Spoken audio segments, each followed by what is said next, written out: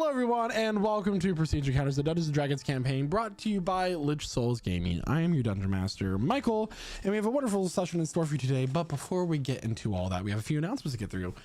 First and foremost, a lot of the music you'll be hearing tonight is brought to you by Midnight Syndicate. Midnight Syndicate is a music production group creating goth, horror, and fantasy RPG music that you can be using at your tables at home.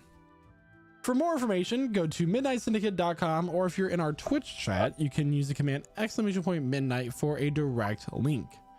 You can watch their music videos on YouTube, listen to their music on Spotify, or even ask your Amazon Alexa device to play Midnight Syndicate right now. And yes, that is right now. But we don't want you to do it right now because you're watching us. Nope. And the sweet baritone sounds of Noah's voice. Hello. Thank you so much. Silky. Also, you might notice that we have some really cool artwork. Wow, amazing. Yay. Wow. Have you seen that new artwork though? That new artwork, yes, it looks so good. Who made that artwork? I don't know. Oh my god, it was Jeremiah. Jeremiah, who is Aspen, our Furbolg druid. You can commission him by going to our Discord using command !Discord and messaging him by having a mutual server, which will, that's a really good time. So great work. Go commission him. It's gonna be a great time. What else do we got? He gives you art and a great time. Yes. Can confirm. Yes. Both at the same time? That's true. Let's play Art D&D. with a happy ending. One hand for the pen, the other hand for other activities. Anyway, Waving. Yeah. Anyway, grab your drinks, grab your snacks as we welcome you to our table, and we now begin session 72 of Prestige Encounters, going on 4 years of D&D, everybody. Woo! And here to tell us what happened last time, in their very own words, is none other than Galder, who will be given this week's recap. Fight with Connell raged on. People on both sides dropping like flies. I attempted to cast a few spells and found myself encased in a wall of force. The mage that cast this wall around me is revealed and evokes some infernal magic to essentially kamikaze herself and harm everyone on the battlefield. Eventually, we whittled down the rest of the combatants, leaving Connell alive for Revelor to get the finishing blow. It is his uncle after all. Inside the cart, we find the family jewel we were sent to find, Camilla Nightbriar's daughter. We discover that she's a vampire, and while we make that discovery, Mordecai's making a discovery of his own. He's being called to by the obsidian wand left by the mage. And despite us warning him not to, he picks it up. I shudder to imagine what consequences it could have for him. After we clean up here, Aspen made a portal into a tree, leading back to the Nightbriar Manor. Camilla thanked us greatly for returning her daughter, and gave us important information about our destination, Amandaresk. She also gave us a sending stone so that we could contact her when we were ready to enter Venaria. Lady Nightbriar teleported us to the bank of the Amon River, where we said our goodbyes and began to set up camp. Right as we got our fire going, Casimir opened an opaque glass bottle taken from Connell's body, and a djinn emerged. He declared himself as Gadi, ruler of the plane of air, and he offered us 3 wishes. As we congregated and discussed, Casimir wished for the singing sword he brought from Aronaldaeus' hands. I hope this doesn't mean we have another fight ahead of us.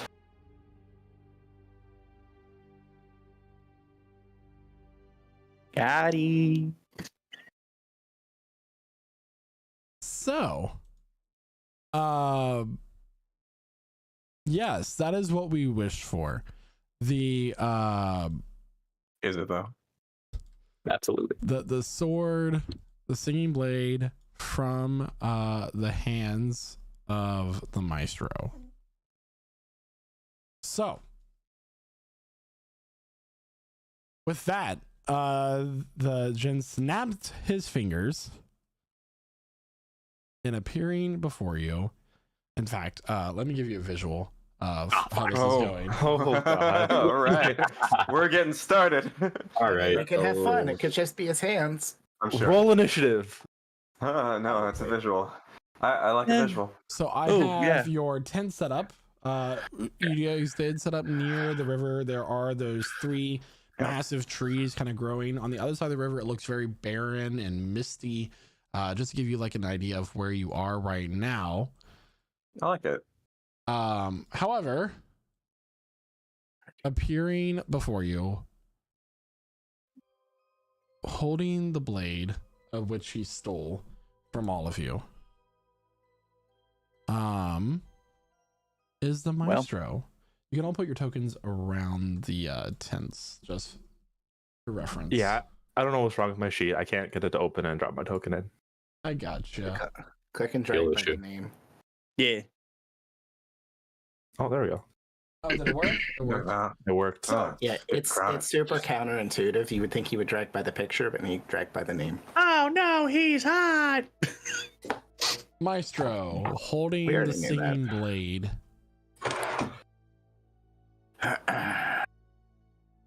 And he's gonna look up.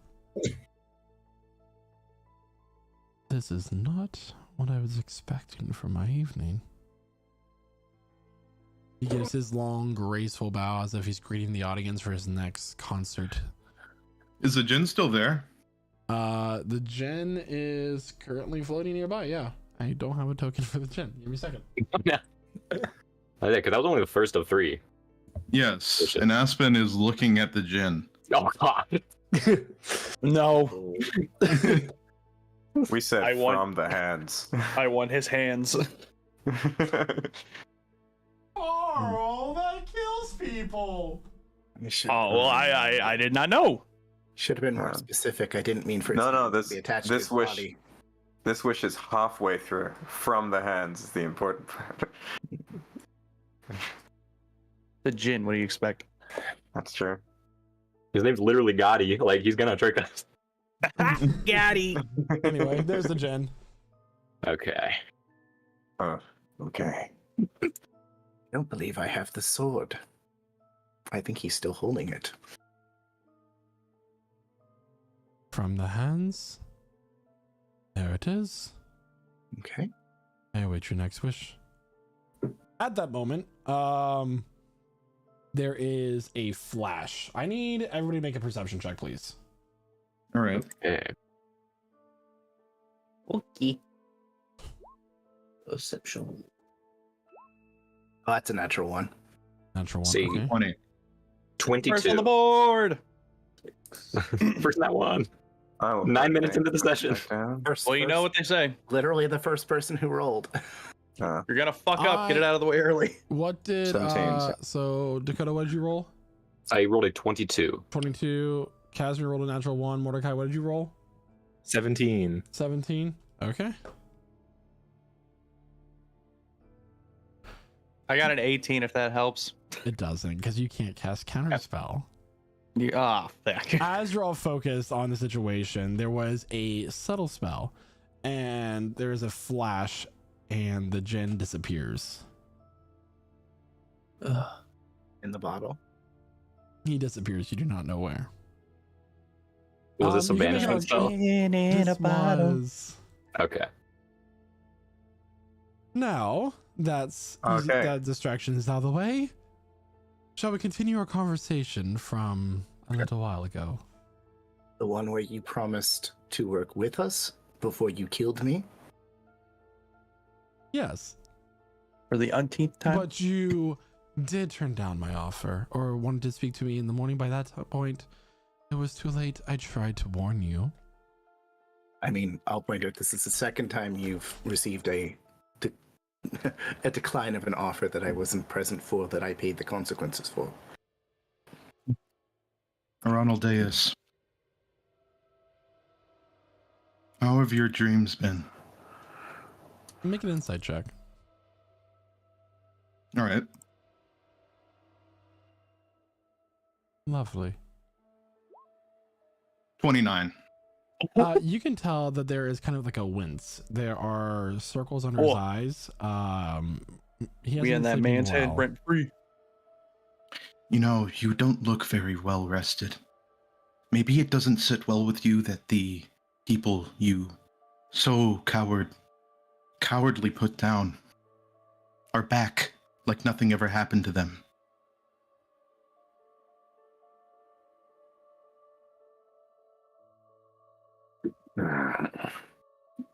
Does it read to us, DM, as though he is ready to supplicate?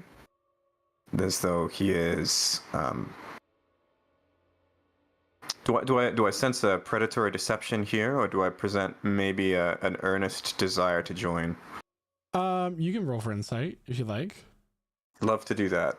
That's an 8 though, so let's see if anyone else wonders the same thing. I will say that there is Passive insight 13. 17. Yeah, so he does not give you the feeling of hostility.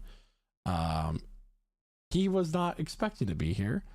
That you can see, he didn't. He's clearly, you're not aware of him being ready for a fight. Is he like in his pajamas? Yeah, so Zul's gonna speak up. So, you want to talk? Now we have a chance to talk. Come here.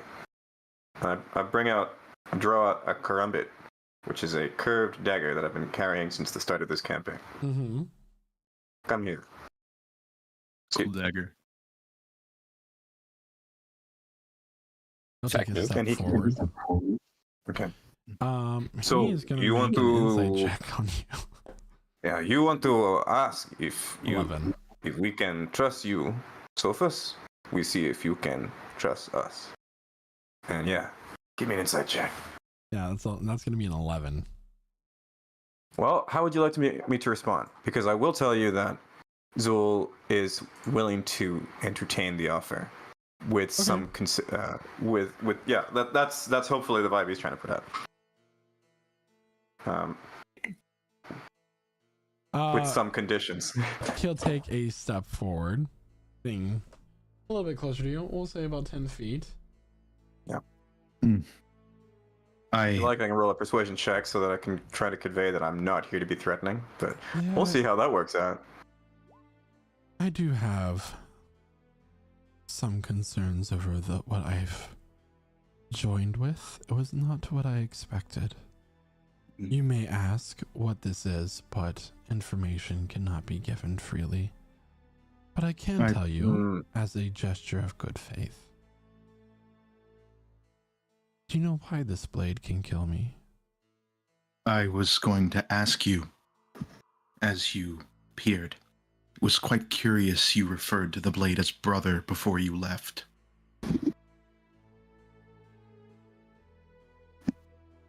I made it.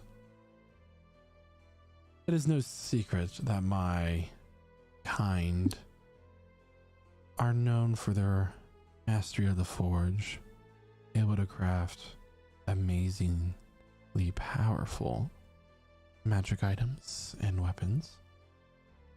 I took some of the light of the brightest stars and my talent, and I poured it into this blade. You can say it is part of me as I am part of it. It is my blade.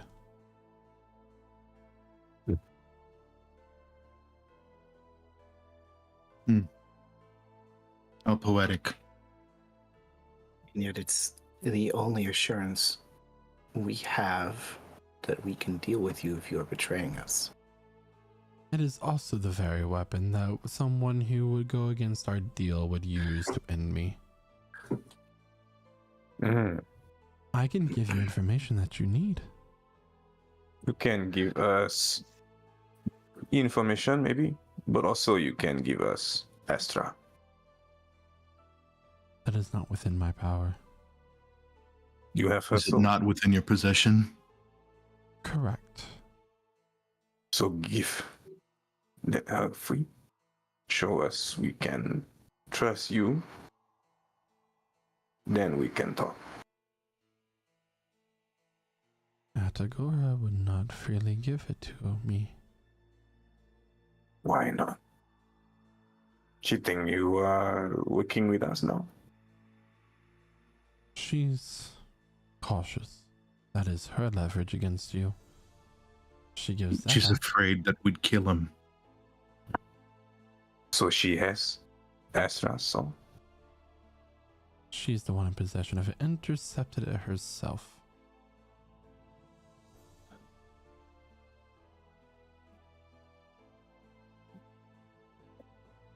I can tell you where it is. At what cost? Consider this a token of good faith.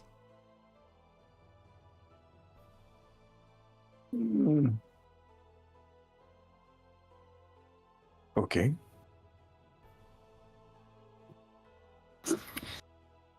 Okay, I'm confused. Like 10 minutes ago, you said big enemy, now we're talking what is going on? Like, aren't you having big issues with ending world?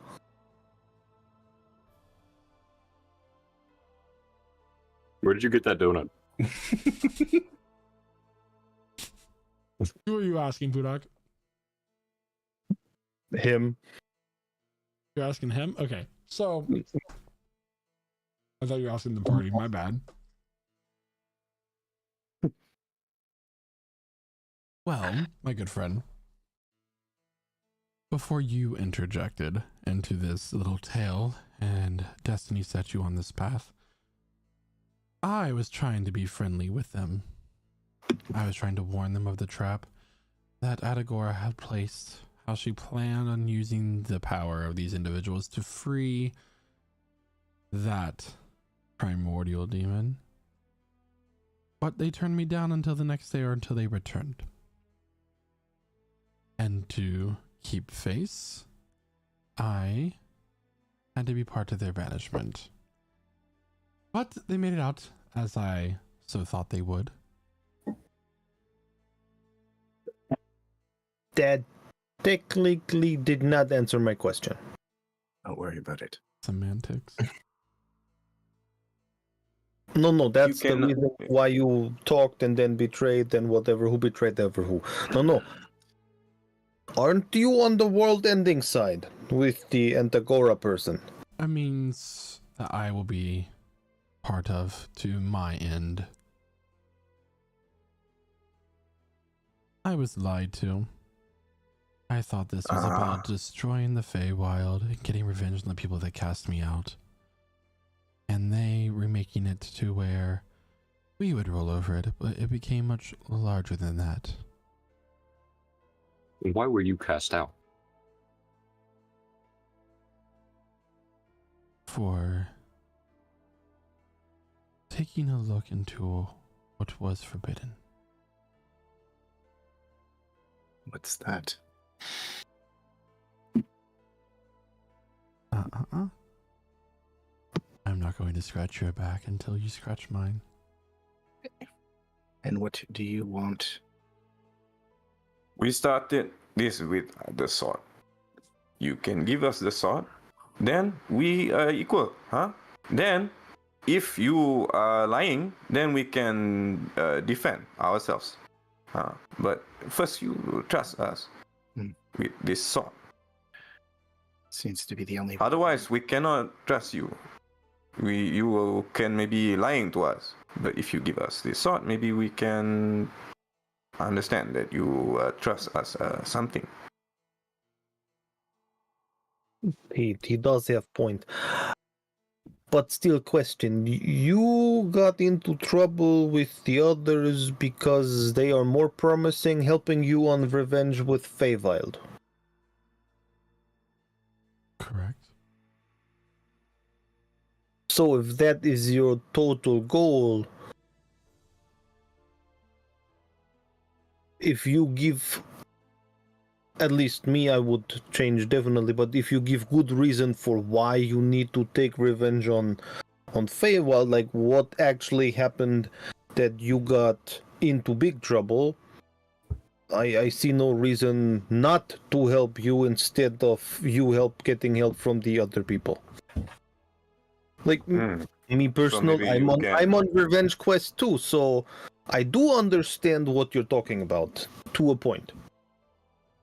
So you help us, we can help you also. Perfectly. because you don't seem to care about who your allies are. As long as you get your wish fulfilled. Is that quite a fair assumption? And live. Sorry, say that again. Everybody dies, no. And live. And leave. Yeah. Okay. How about Well, this? you have not given me reason to end your life, so I don't want I'm to give you the blade. You do not want me to have the blade. But I need more reinsurances than just your word. How about we make this a little bit more official? Deal with the Saw pay. this coming. Always promising. Ah, I want this in writing. Fair And enough. he will do a hand motion. And before you appears a figure. The figure is made of a mixture of magical apparatuses and gears with a large eye at its center. It stands quite large. And you get the vibe that overall this, whatever this creature may be, is powerful.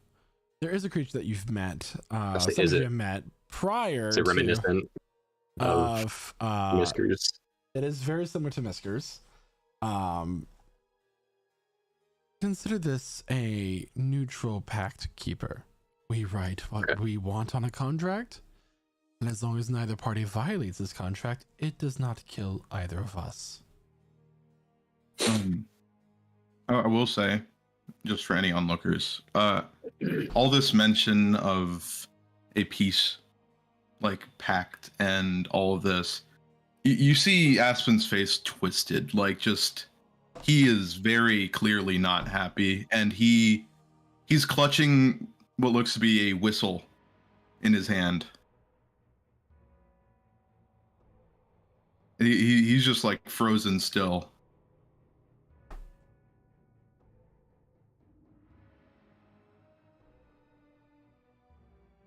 I'll let you all react to that however you seem fit. Aspen. I, of all people, understand that sometimes we have to give even those not worthy a second chance. If this can help us save Astra, killing isn't always the answer, even to revenge.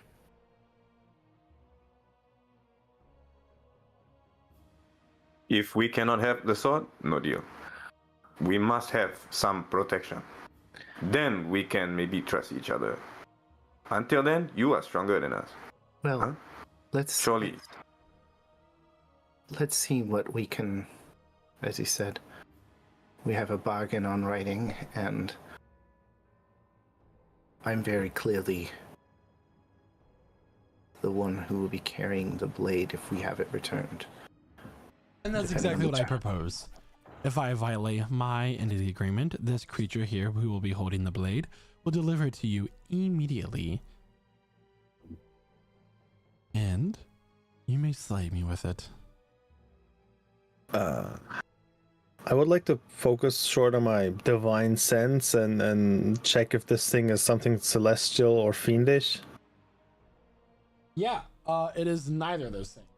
I'm about to put it on the map, but which the stream can't see at the moment. Fascinating. It's neither of those things. It is Oh, it's Yeah, yeah. technically a construct. Iron up. Because a Miskers moron was thing. a construct. This creature Yeah. is large in size. I'll go ahead and bring it up for everybody else to see. Can I get a history check from somebody with advantage? Oh yes, please.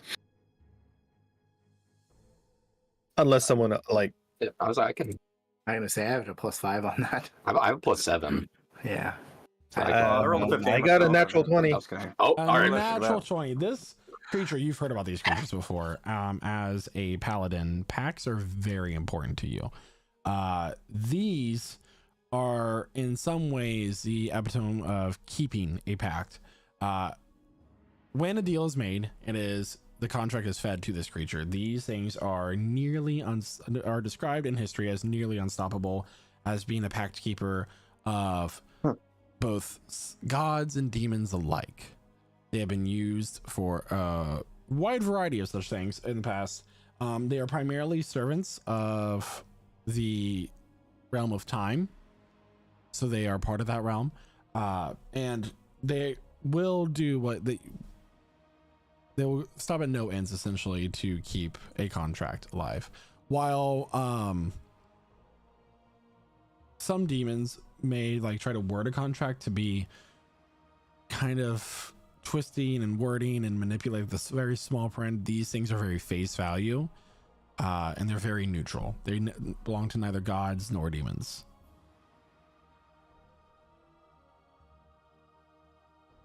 That is the gist I'm gonna give along. Like, this is, how do I say it?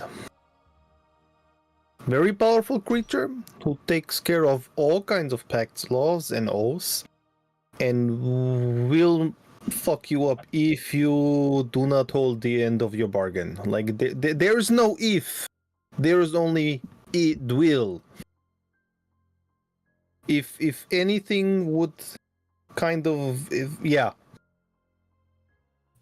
Here's Like, my even offer. if we don't trust that person, I definitely would set absolute faith into Oathbearer. Here's my offer. I assist you to defeat the coven.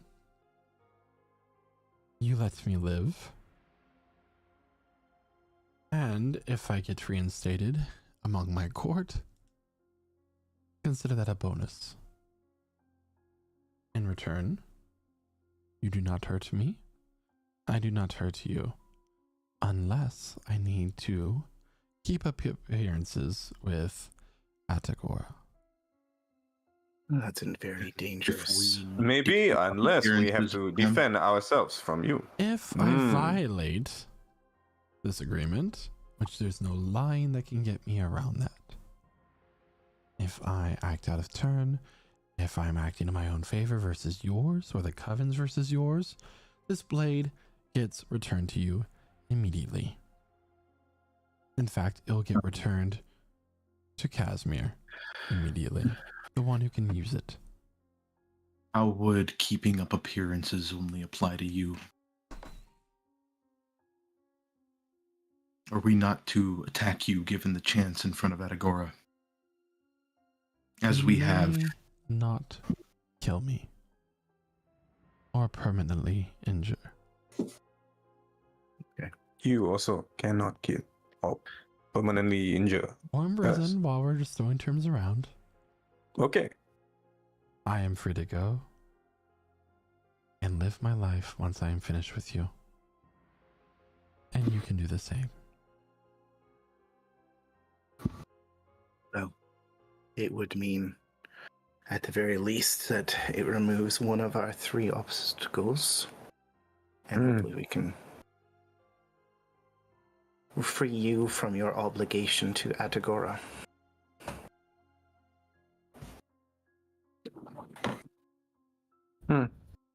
Okay. Just to point out that is kind of weak opposition. If on accident you mess us up, or one of us, you only give away blade. That is kind of small deal. I mean, I'd rather put life on line. I mean, Putak, it's literally the only thing that we know that can destroy him. I'll point again at the mechanized creature, like, this does not care about God, the demon, or whatsoever. It's So, something that is on the scale of inevitable.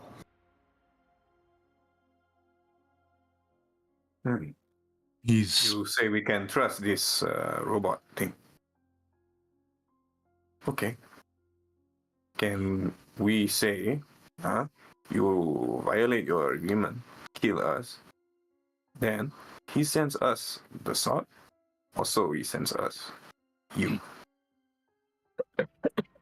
Why go Just extra step? If sword. if he kills one of us, creature has sword Intentionally. Kills you. intentionally. Like if you kill one of us, creature will kill you. If we kind of mess up your side of the deal, creature comes kills me.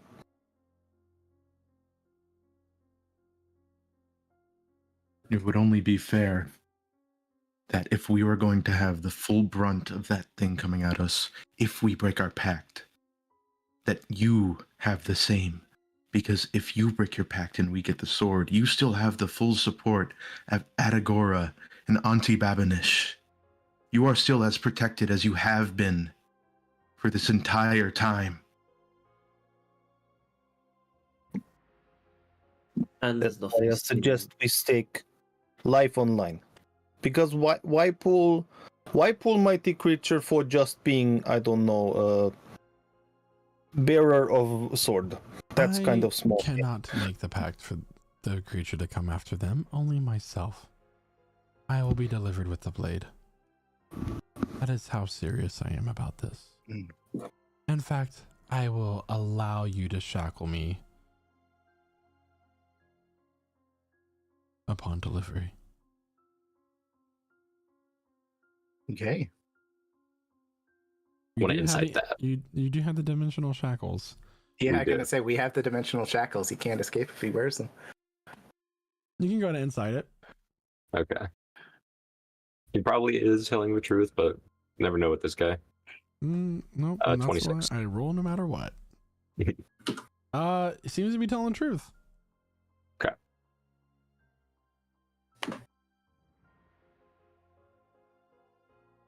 As you guys have been working out these details, lines have been written, lines have been crossed out to edit things, that sort of thing, with this kind of like magical ink on this paper appearing So you before think this Merut It's an AI chatbot. essentially. So with that, do we have a deal? All of you must sign. One last test. I will step over, like to a like over here to a proper space and go like, now you show me what you call holding up appearance. Okay. Come watch Wait, this. are you welcoming him to hit you? That is correct. That's how this works. Okay. Oh god, you've never fought him. I need Well, a then we wisdom. know- I need a wisdom saving throw from you, please. Yeah, of course.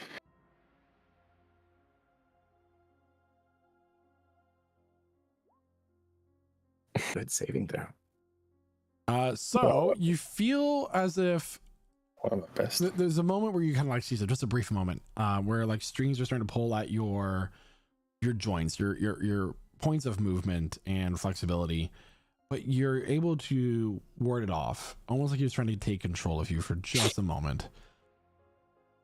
Well, that Nice, Joe. failed. Why don't you use me to show him? We're gonna make the deal. Might as well. If he wants to see. It's less for me. It's more for oath binding mechanist thing. Yeah. We really need name for it. Casimir, can I get a We will Constitution auto-fail. saving throw, please? I'm gonna auto fail the saving throw. You're gonna auto fail the saving throw, okay? Yep. Yeah, I should have done that too. Pudhak wants to make a point, and Casimir's gonna be like, all right, then let's see what the fuck's going on. Which one of these is the edgiest edgelord? Power word kill. You're gonna take 63 points of force damage as he casts Finger of Death at you. Oh. Are you satisfied, Pudhak? That was interesting. Do I see creature writing? Like, is there more magical ink happening? No, Casimir looks like he got hit there's been no pretty deal hard. yet. He's Or just like, now we have scale of you keeping up appearance. That is about Yeah. nor more. the basic thing is he's gonna make it look real, but he's not gonna pull his punches. Bot just goes, Casimir is masochist. Casimir doesn't seem happy about it, by the way. He'll walk over and he'll sign the contract. Yeah, I'll first like, wait, does that work? We'll see if that works. Come over to Casimir, like, you get my hand on your shoulder, like, I am not sure if this works. Let me see if healing actually, like, I'll give you 1 point of healing just to check if it works. Mhm. And if it works, then I'll just like, okay, this seems good. Feel better. That was, I didn't want you to take this, but now you did. You're getting 35 hit points back. On top of the one? No, 35 in total. I was like first gonna check if how my healing hands works with your undead being. It's fine. You've seen him be healed before. Well, seeing and doing it, that's big difference. Fair point. And then I'll walk over to the mechanist creature and So, sign 2. I mean, I does put this this on- require all of our signatures? It does. Aspen? This one's hesitating. And he looks at you, and you feel a force trying to enter your mind. There's no resistance, so. I've given up just so I can get back at him. I need to make it worth it. I think that our end goal is more important than our revenge, isn't it? Revenge is my end goal. I think saving your people needs to be your end goal. Saving your sister needs to be your end goal. And who caused all of that? Who caused anything? I've lived my entire life trying to seek vengeance, and it turned me into a monster. And it was only when I met you and Astra and these people that I realized that there were more important things than revenge. Zul's gonna nod over at the sword being held in the Modron's hand. He says to Aspen, "Hey, look, cut the puppet master's strings with the sword that sings. Maybe this is how we cut his strings. Huh? We come so far. Now maybe we can take care of this. Maybe we were wrong. Don't have to kill. But his strings can be cut with that sword. We don't even need to swing it. And if we can get your sister, if we can get your sister's soul, and if we can save your people, then all is worth it, huh?"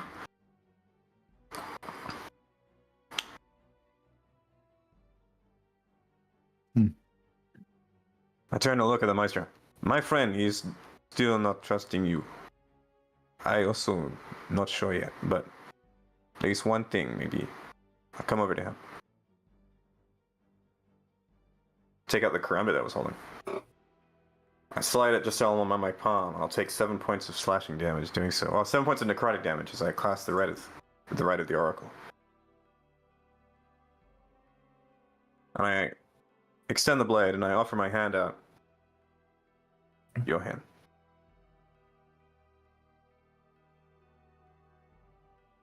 So before I say this as an NPC that, you know, do this, is what is there anything that you as a player trying to like deceive about or anything like that, or just is this just a normal blood pact?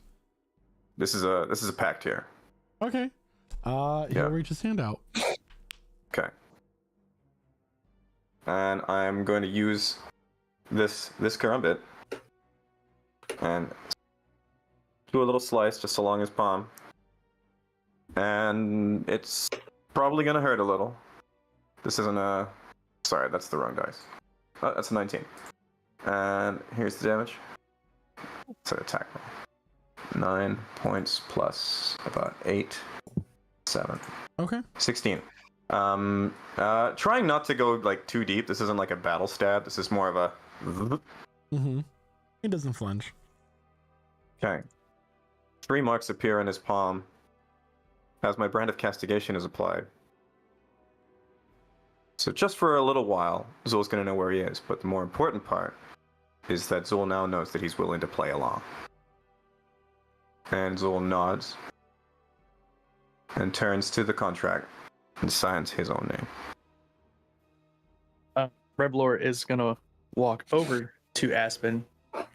He's gonna put a hand on his shoulder and be like, "Listen, you helped me with my bit of revenge, and I know revenge is all that's on your mind right now, so whatever you decide, I'm with you." Aspen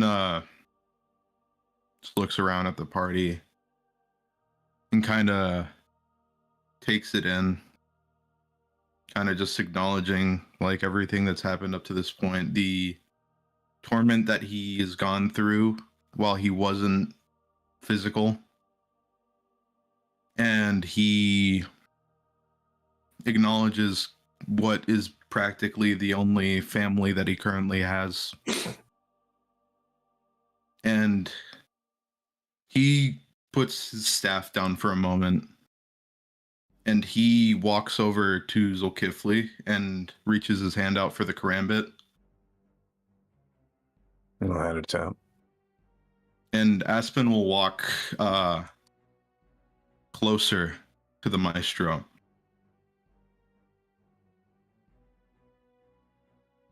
And he'll get as close as possible to him.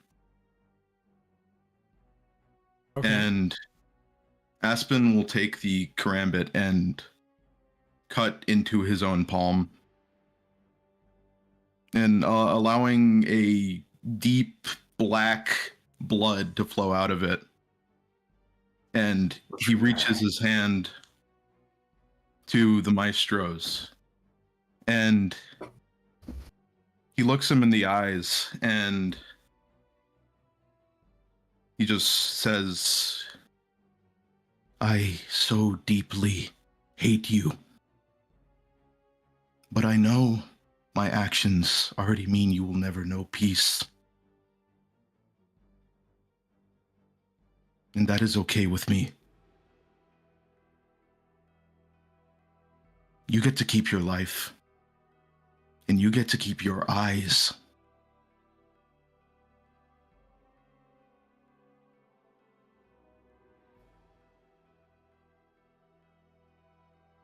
He'll reach out his hand.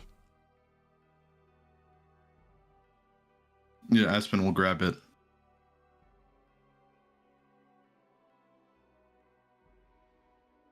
And he will... What was that? Go ahead. He will, hold it like tightly for a second, like kind of seal the deal, I guess. And he'll let go and walk towards the big construct. And everybody will kind of just see him holding a black, almost like pearl looking thing in his hand before he signs the contract. Does everybody else sign the contract? Not yet. Oh? So I got nods from Mordecai and Tora for record. Galder, what are you doing? It's not that I'm doing. He's just kind of standing there, just looking back and forth between everything going on. Just a little bit scared about making another deal. And he's seeing that everyone else is doing it, looking at the Maestro. The Maestro hasn't done anything to Galder personally. Except, oh, actually, no, he has. He has. A little bit here and there. Took him over that one time during that fight. But, like, Galder was almost dead anyways. That ain't a big deal. So whatever. Looks at the rest of the party, signing.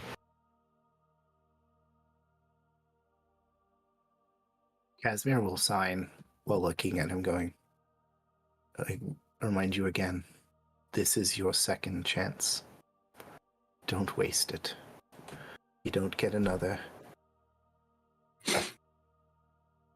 Mordecai will approach him and say, for my own insurance, I need a piece of hair, and reach out his palm for a piece of his hair. And we're really asking a lot from this guy. I also need this guy's jacket. Can I get his cool jacket? I need his Yeah, shoes. Oh, and Just the such boot. a Yeah, cool the boots. jacket. Don't forget the boots. Yeah, I need like 3 of your teeth. Can Mordecai either cut off or basically pluck a piece of this guy's hair? Sure. He'll allow it. Mordecai will walk away saying, this is my own insurance. Starting to think this guy might be a masochist. Getting hurt a lot and he's not resisting. I apparently did not do a good job at conveying how powerful this thing is. Looking at the Maestro just taking all this, I just want to like study him. Like, is he reacting in any way? I mean, he bled when you cut his hand. But like that's like there's no like facial reaction, no change in posture. You can make an insight check. Okay. What, you think he's not really him? Who would do such a thing? That's not me. It's a 21. The blood is just snowflakes. Just It's more like Sorry. a forced calmness is what you're getting.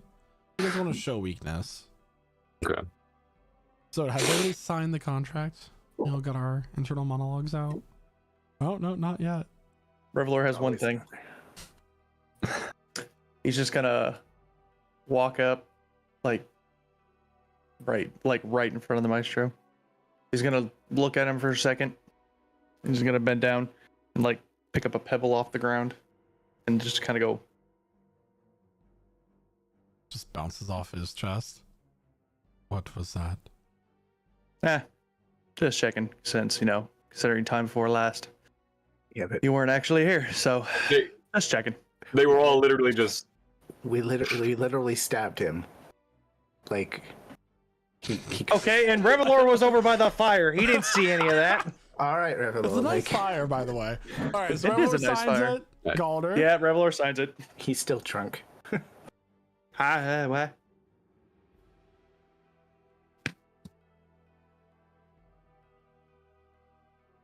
Yeah, Galder will go sign it very hesitantly.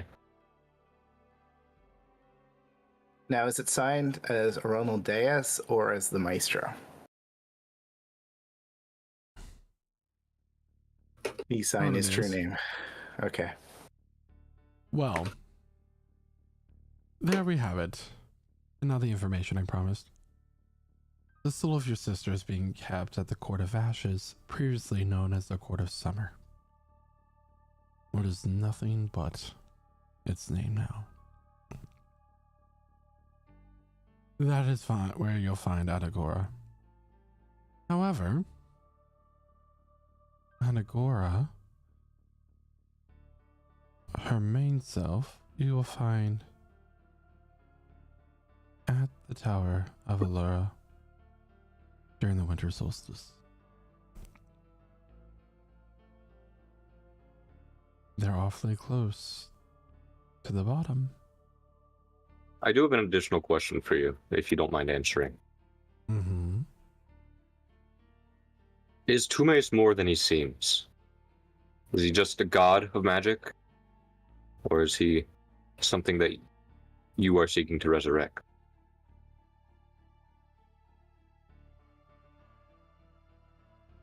That is quite the question. It's one that's been plaguing me for... Well, it's only been a couple days, but it's felt like so much longer. He is the god of magic, and he is something that needs to be awoken, at least in the eyes of Edagora. Even that information has been kept from me. And Aspen, Espen looks at him. Babanish is not Fae. Is she? She is the one who plagued your people.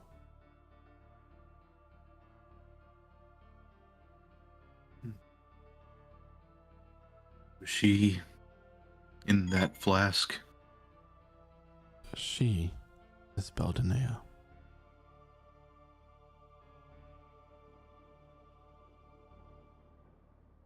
Hmm.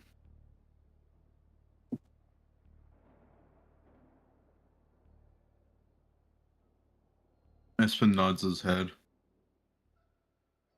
Then I have much to think about.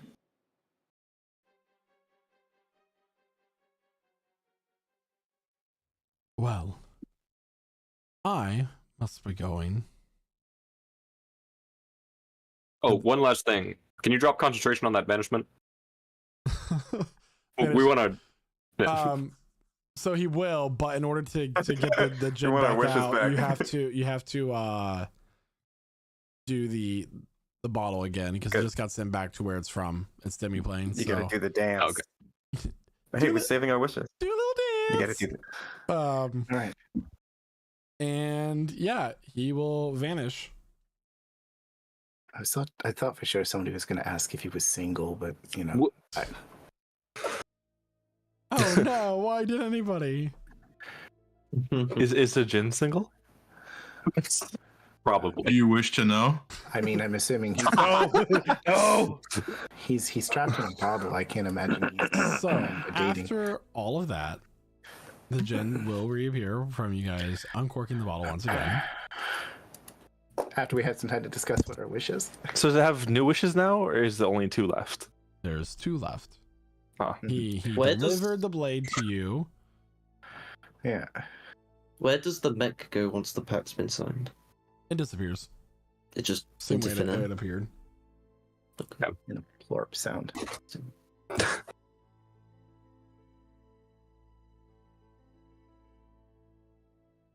Do we want to discuss what our wishes are before we free this? I think we should. Yes. I will say. No, I think we should make it up and right away. I will say- After we. Morally, I am concerned about the fact that this entity is trapped in this bottle. So, as much as I'd like to be selfish, I would like to see if there's a way for us to free it. We can smash the bottle. Don't think it's that simple. And just bust up his house? Like, if you had, if you, it doesn't. I want to Aladdin this shit, guys. Why That's the last are we wish. so sure that he needs freeing? Well, depends on if you free it here, it might wreck countryside. It might. Or we might just be freeing a entity that's been captured in a bottle for centuries. he is the ruler of Freeing the plane of Yes. air. Exactly. Freeing an entity that's trapped in a bottle. Look where that got me. I mean, technically Revelo is trapped in a bottle, but But Oh, okay, what was that? what would then still be second wish? We yeah, carefully think about what we want. Worded very, very specifically. Very, very specifically. And we could always ask it what precisely. But then it's gonna ask you what we wish to know, and then, you know.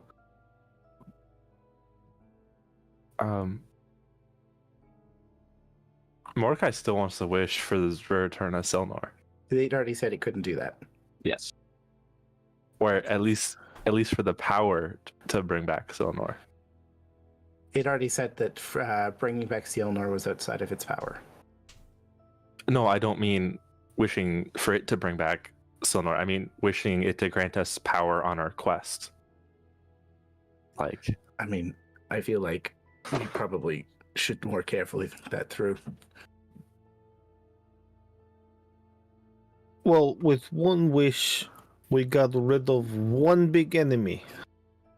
Could we focus second wish on kind of second task? I think we got lucky.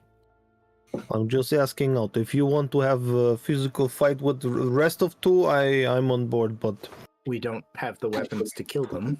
And I think the other two are going to be much less diplomatic than Aralde here. I mean, Arolde is already, trying to play at wanting to make a bargain, and very clearly was actually intending that, despite, killing me.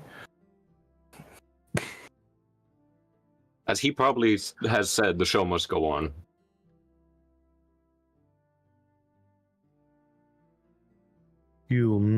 we could keep the 2 wishes until we rub lamp again, like we did. I don't think there's time limit on now. Well, I kind of get the feeling when you're dealing with an entity that you're freeing temporarily from its prison that is willing to grant you 3 wishes, that sometimes they're not so grateful if you dilly-dally and, come back, 2 years later and say, hey, I want those wishes. And he's like, what you gonna give me for them? Why don't we just ask it? We don't have to wish for it, but we can talk to it. Well, I think it's a he. Anyways, let's...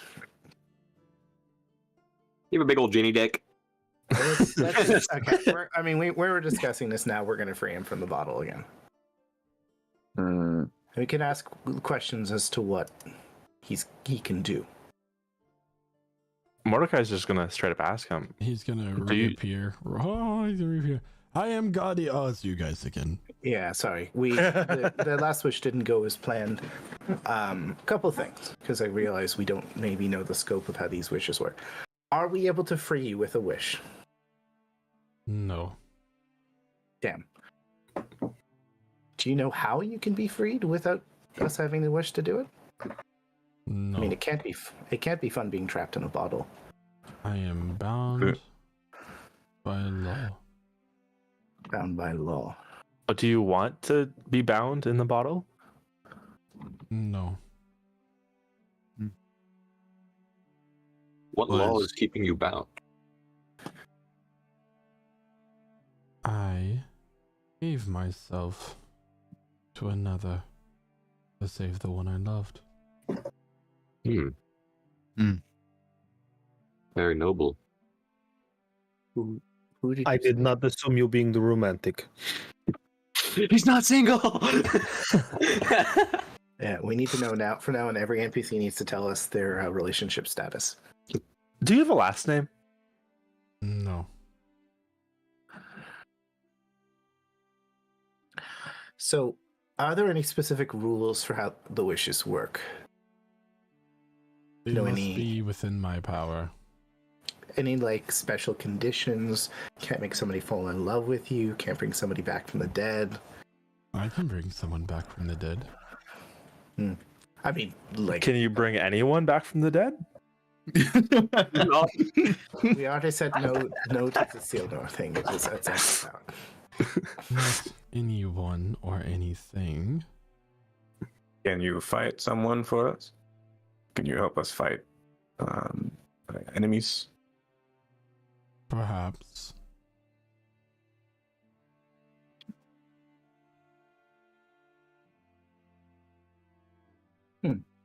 What happens when we finish our wishes? I cannot grant wishes for another 100 years. Are you trapped for that period, or are you sent back to your home? I am trapped. Could we not just use our final wish to pass the time to get infinite wishes? I feel like that would end the world as we know it. Yeah, that would. Well, you guys And we'd were told probably end that up you do dead, too. have until the winter solstice to... Yeah. If you skip 100 years, who knows what you'll go into? Yeah. Ooh. That's Campaign like- 16. 100. That's The next the Sultan. Dungeon Abandon Master's that now. nightmare. Then we wish to go back in time, and then we'll be. Then as a whole mess. I don't do time Right, so- travel. If I Alright. find a way. All right, that's enough. That's enough. Time out. What? So time of day check, DM. It's Night late now. evening. It's around midnight. Late evening. Okay, Mordecai will ask him, can he grant us more power? Perhaps. In what way? Ask. Could you give us resistances, make our minds sharper and our bodies stronger?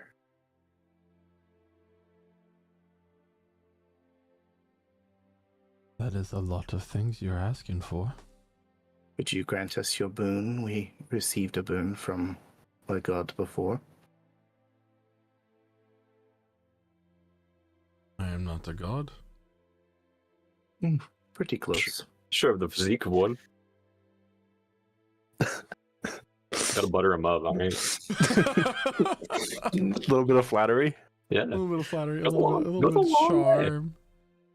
charm. Make your wish or dismiss me. I think we're gonna have to go with the throw shit at the wall kind of strategy with this. Maybe we go to sleep first, huh? We can think about this, but now is not the time. We Already are very late. too unsure. Okay, so thank you, Jin. Sleep now. Okay. Does it hurt you when we wait like this, or is it just annoying? He'll dissipate back into the bottle. I mean, we could have at least offered him a drink. Well, All right. I- Somebody needs to draft up a really good couple wishes with no like room for. I have a question, Michael. Mhm. Was everybody deafened when I was granted that orb, or was that out in the open? I think it was I- out in the open. The one from What orb? The nightmare. we did not deafen for that. We did not. No. Okay. Agazan. Yeah, I guess then. While you were discussing with the Jin about Tarzan, I was just on the side doing push-ups. Love that for you. I mean, the simplest wishes we would do would be to, make ourselves stronger. which would help us Blessings. more. But making sure that when we word it, it's carefully worded so that, if you make yourselves stronger, do you become, feeble of mind? Is there an exchange? Yeah. Maybe we can all wish to gain +1 bonus to AC and saving throws. No. We could Sorry, I don't know what I just said. Very tired. Sorry, what happened? I blacked out. could wish for like a powerful magical weapon. Oh, Could- maybe Could we wish +2 for to all wisdom scores to a maximum of 22. Yeah. Oh, you mean you want to be lucky? could we wish for to make our skin stronger so that no slashing, bludgeoning, or piercing damage takes effect? I think that would be a little bit much. So We just all as turn a- into trees. As a wizard, would Casimir have any understanding of how wish magic would generally work? Make an Arcana check. Sure. I'll help. Well, if you help, it's a 19. If you don't, it's an 8. All right. So I'll say that it would be with advantage because you did roll pretty fast. So okay. I mean, it's the wish spell, a spell that you've only heard the most accomplished magic casters in history have been able to utilize. There's a few things that you can do, and I'll just read them off, just so everybody knows what wish can do. You can create one Yay. object of up to 25,000 GP in value that isn't a magic item. There are some restrictions to that. You can allow up to 20 creatures that you can see regain all hit points, and you end all effects on them described in the Greater Restoration spell. You grant up to 10 creatures that you can see resistance to a damage type you choose. You can grant up to 10 creatures you can see immunity to a single spell or other magical effect for 8 hours. For instance, you can make yourself and all your companions immune to a Lich's life drain attack. You can undo a single reset event by forcing a reroll of any roll made within the last round. So basically, you're reshaping reality, and then of course there's the Silvery barbs, basically. there's this you might be able to do something else if you word it properly, but it's really up to me whether or not that succeeds or fails. Yeah. Okay, so yeah, maybe we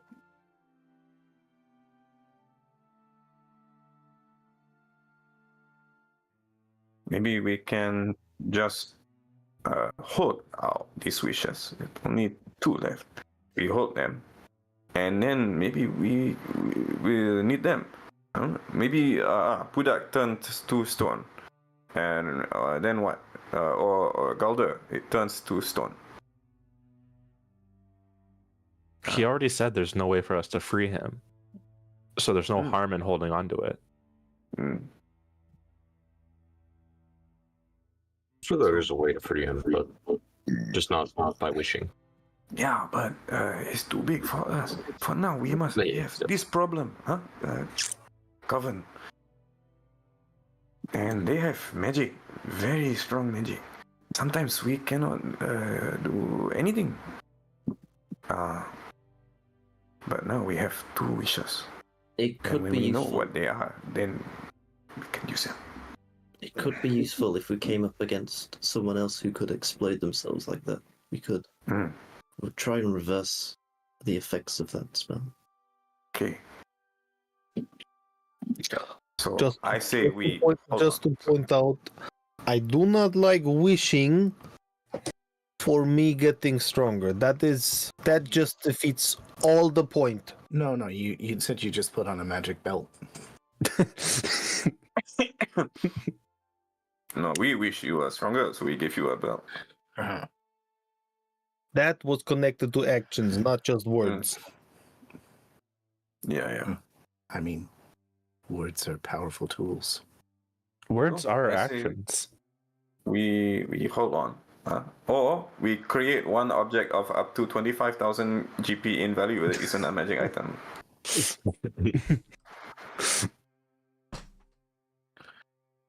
Let's hold on to them for now. I mean, there's Or- a lot of useful spells that we could, make it go. Anybody want a magical clone of themselves, for example? No? Not right now. I mean, feel it's like that not would like just a get backup confusing. body. We're all fairly damaged right I now. believe having a backup body, I'm beyond that at this point. Okay. You can make a younger version of yourself, too. Will You could you heal your allow that we body. have eaten by now, DM? What? Will we have eaten by now? Yeah. I think we probably would have. Yeah, great.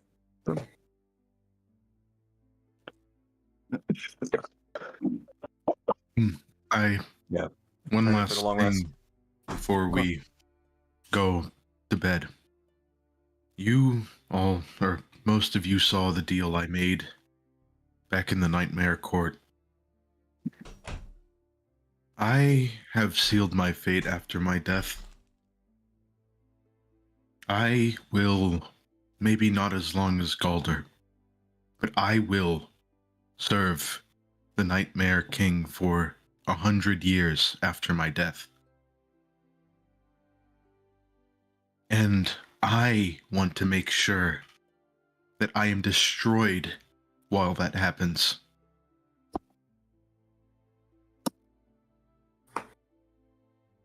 Because my quest for revenge against Aronaldeus so far has been deemed obsolete, even if it hadn't been. I need to make sure that my actions are cleaned up. It will be out of my hands once I die.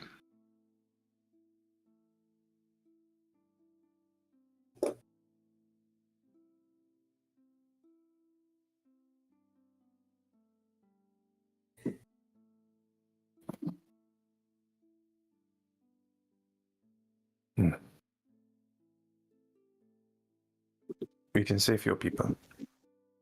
And when you die, you want to be destroyed. Die forever. Yes. even if it means my soul doesn't exist anymore. 100 years of torment just for the rest to be okay wouldn't sit well with me.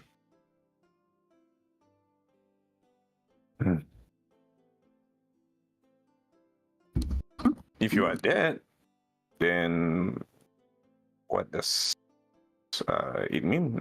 100 years later, you can live for longer. It means not 100 live. years later, I'm free from servitude. Yeah. And then for how long after? No more servitude. How long after? Eternity. Be free. Forever. So 100 years. Yes, This is 100 so much. years of me wreaking havoc. Of me being the cause of nightmares. Beyond those of Aronaldeus. You don't want to be a monster. I understand.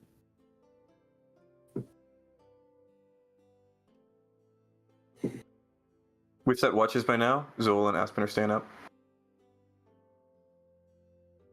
We're first watch. Okay.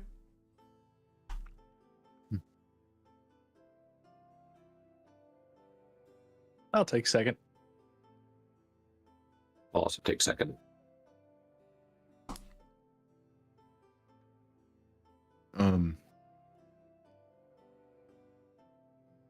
So, Espen just looks at Zulkifli as everybody else winds down. I want to make sure that while I'm alive, however long that will be, likely, if I last after this adventure, I will likely outlive you by a long time.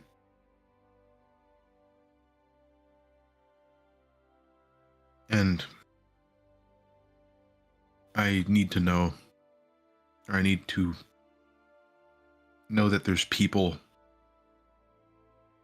that will do the job and make sure that I'm not someone's tool for long.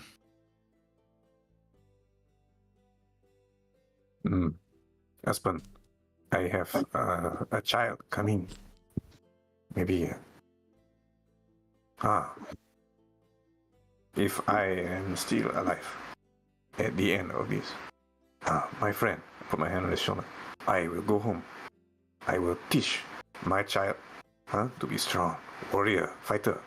And I will teach them that if they see you become a monster, they kill you.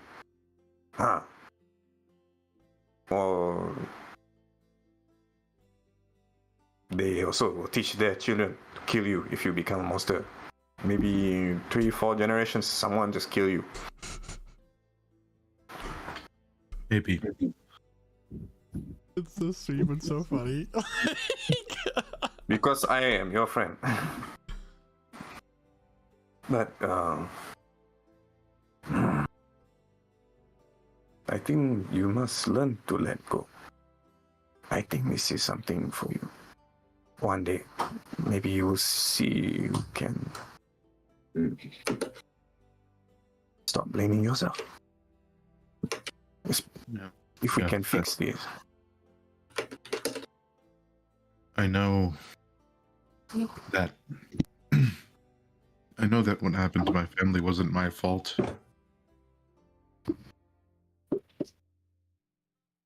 Even though that dwelled on my mind for a while, but the choices that I've made going after Ronaldeus have made unchangeable things come into fruition.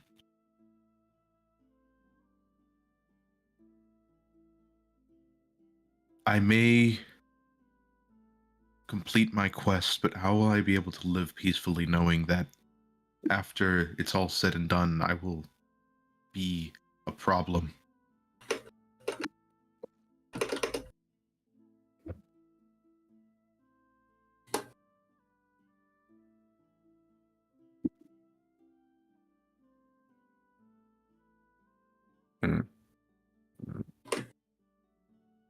I don't know what the nightmare person will ask you to do, but I think you won't be evil problem. He spoke to me. He spoke to me. He showed me. He showed me what he said I would be doing, what I would be reliving. I dreamed that I had the singing blade and I went to kill the maestro myself, but I was stabbing my sister. That's the part you all didn't see. He's made it clear what his intentions are.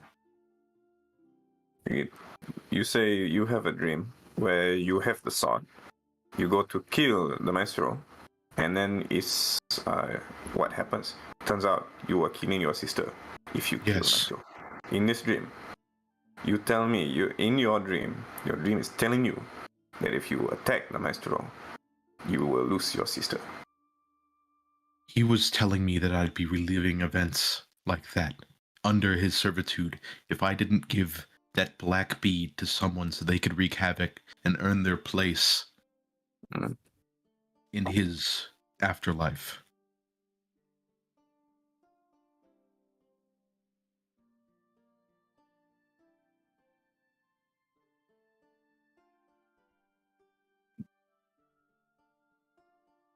Yeah. Yeah, that is bad.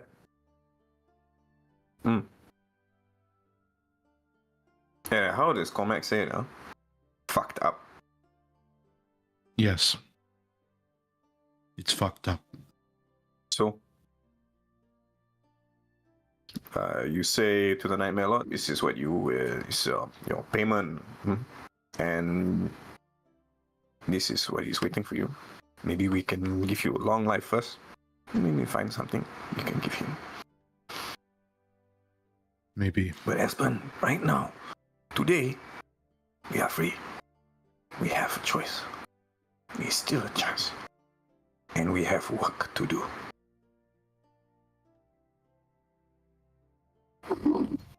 Yes, I understand.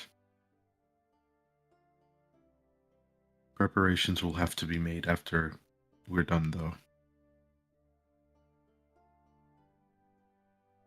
And with that, it is time to wake up Galder and Revelor.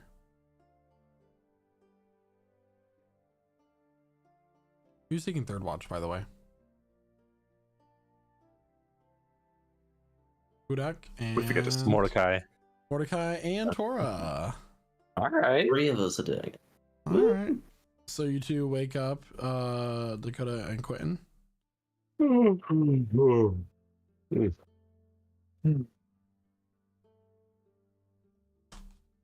Wake up. Yep. Tap. He's very quiet. Okay. Sleeping.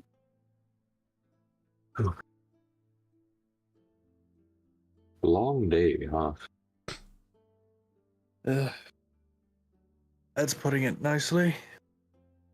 Yes. How do you feel after everything's over?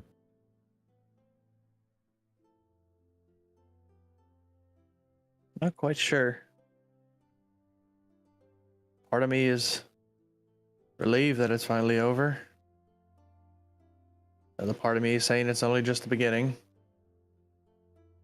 And another part of me is just empty.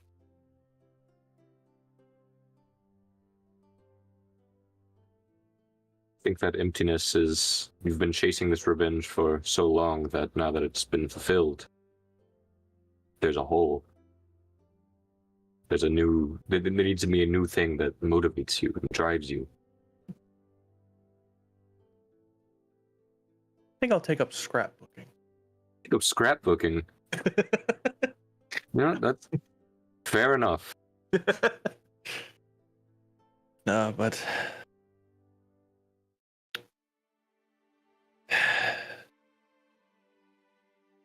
I don't think that void is going to be empty for much longer.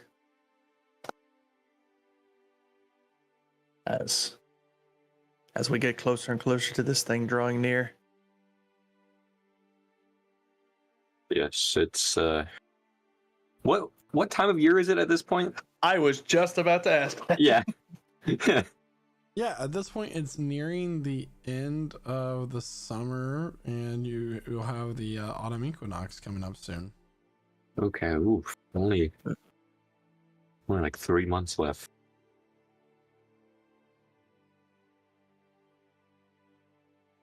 Feels like so much time, yet so little.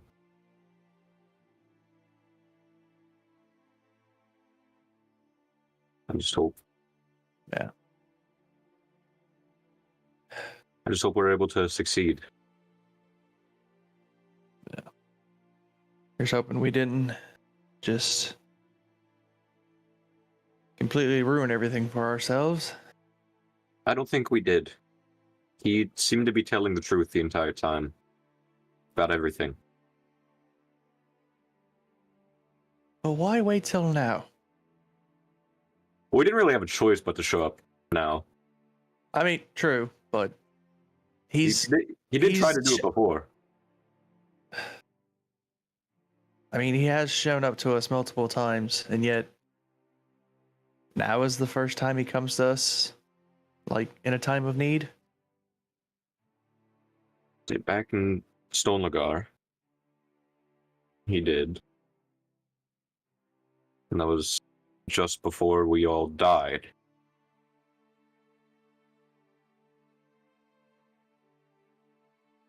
He was trying to warn us. I do believe him that his goals in the covens aren't lining up anymore.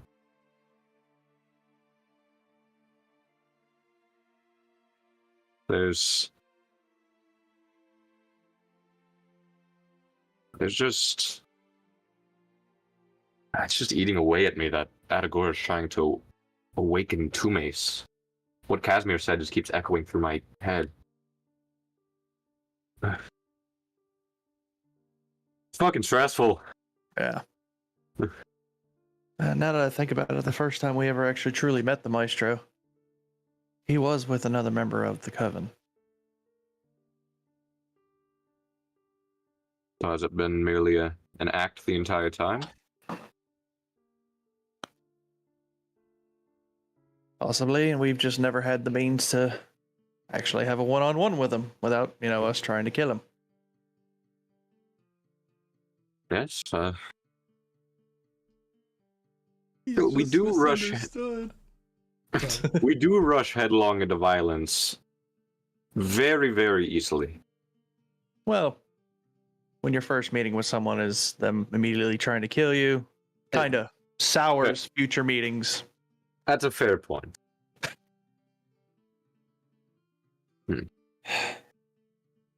I believe the decision made today was correct. As much as I hate to be a part of yet another deal.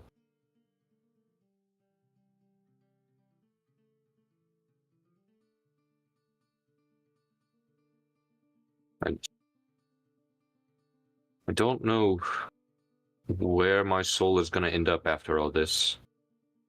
I don't know if I'm really going to end up in the realm of nightmares. I don't know if I'm going to end up with Tumes. I don't know if I'll even have an afterlife. But I do know that I will live my life protecting the Seekers and making sure this world lives on. So if making a deal with one of our greatest enemies is what allows me to continue pursuing this, and so be it.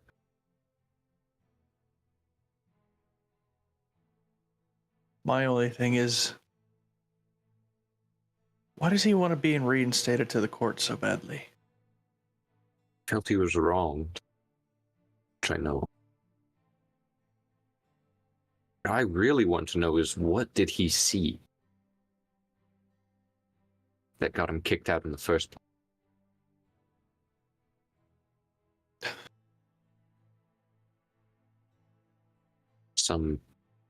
Something forbidden. Was it some secret about the ruling Archfey? Was it something darker? But we'll never know.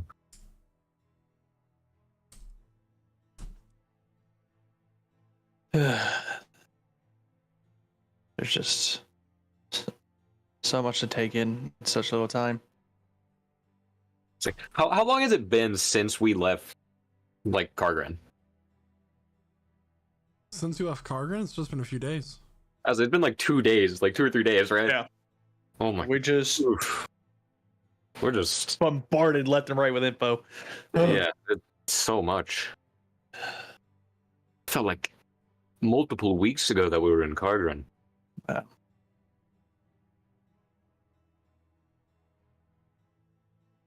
But And here's hope. Here's hoping helping out. That vampire lady doesn't come to stab us in the back either. There's no telling what she can do. she's a puzzle to me. There's clearly something deeper about everything she's doing. But at the same time, I really do think she's just trying to protect herself and her daughter. True. I feel like since we have done her such a great deed that we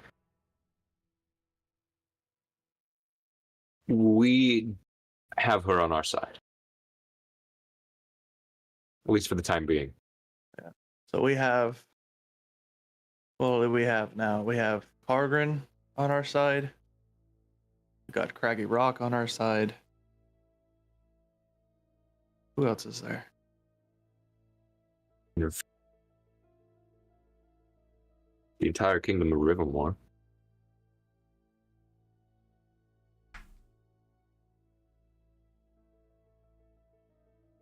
I guess the real question now is, how much more is it gonna take?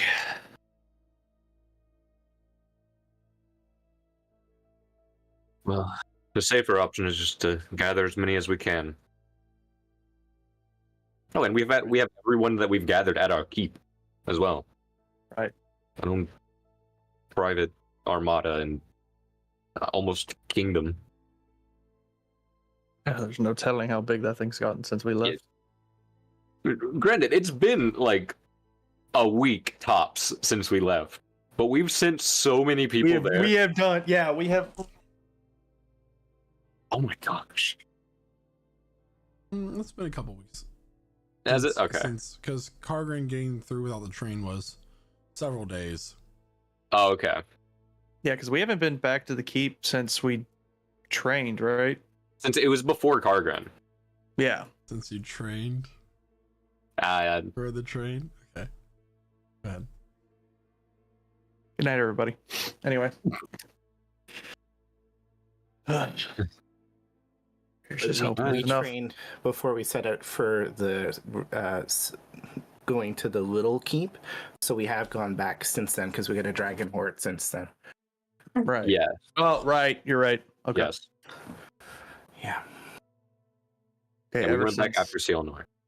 ever since we went back and got our money, and then And then blew it all. And Yeah. with that thought, it's time to wake up the last three for the last watch. Hey, new guys! Wake up. It's your first watch. I mean, I'm sure you've taken watches before, but Your first watch with us. yes. Just a couple of ground rules. You see an old lady, tell her to go away. Tell her to fuck off. You see something crawling out of a bag of holding. Wake everyone up immediately. Throw it in the fucking river. That too. That's pretty much it. If you see any form of ships or airships or like trains or anything coming by, do not get on board. It will immediately crash. Oh, yes. Those sound oddly specific. Don't worry about it. They're all real experiences. Yeah. And who of you has bags? Bag of holding, I believe I have one now. I was like, yeah, Reveler has one and Zolkifli has one. So just keep an eye on them. Okay, could you just sleep next to each other so we can look into one direction instead of different? Just makes it easy. No. Remember, keep an eye out for the old ladies. That's how they get you. Especially the old ladies. No cards and ships, no old ladies, and something with bag. Yes. Yes. No begging. Or little ghost girls. Or, yeah. Dude, there's a lot more, but those are like the Yeah, main. Jesus like, four. Christ. Yeah. Those are like the main ones. All right, good night, guys. Good night. Mordecai is just going to say to Tora and Pudark, what have we gotten ourselves into? It's been 2 days since we've joined this party. That is good question.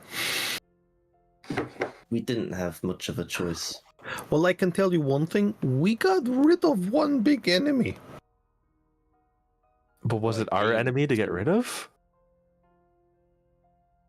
Well, we did say we help Seekers. Seekers have big problem with this guy. Now doesn't have problems anymore. I guess if they would have met on common ground, they would be good friends.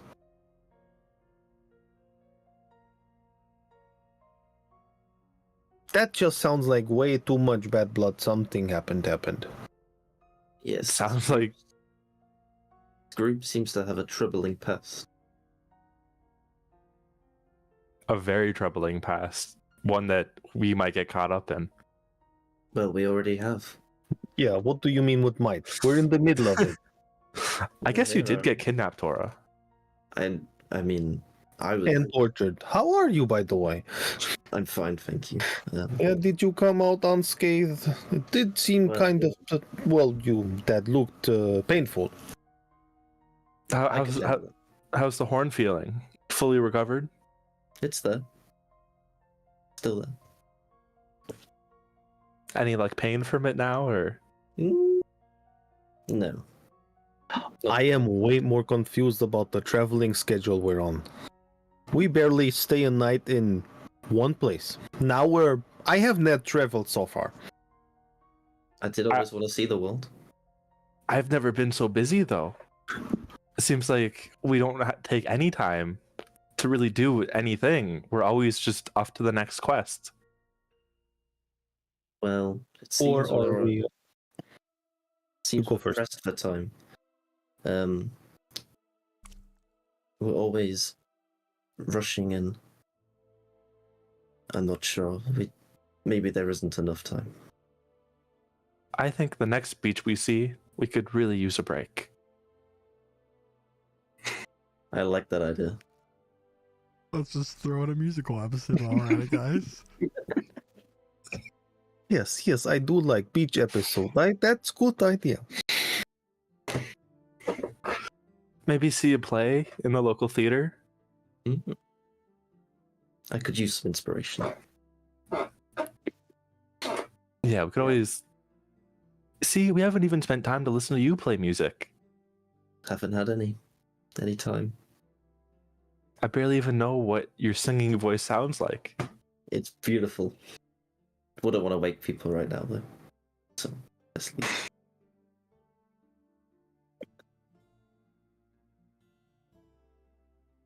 So, did any of you get what's up with at the Gora and whatever the old person is? I'm still very confused.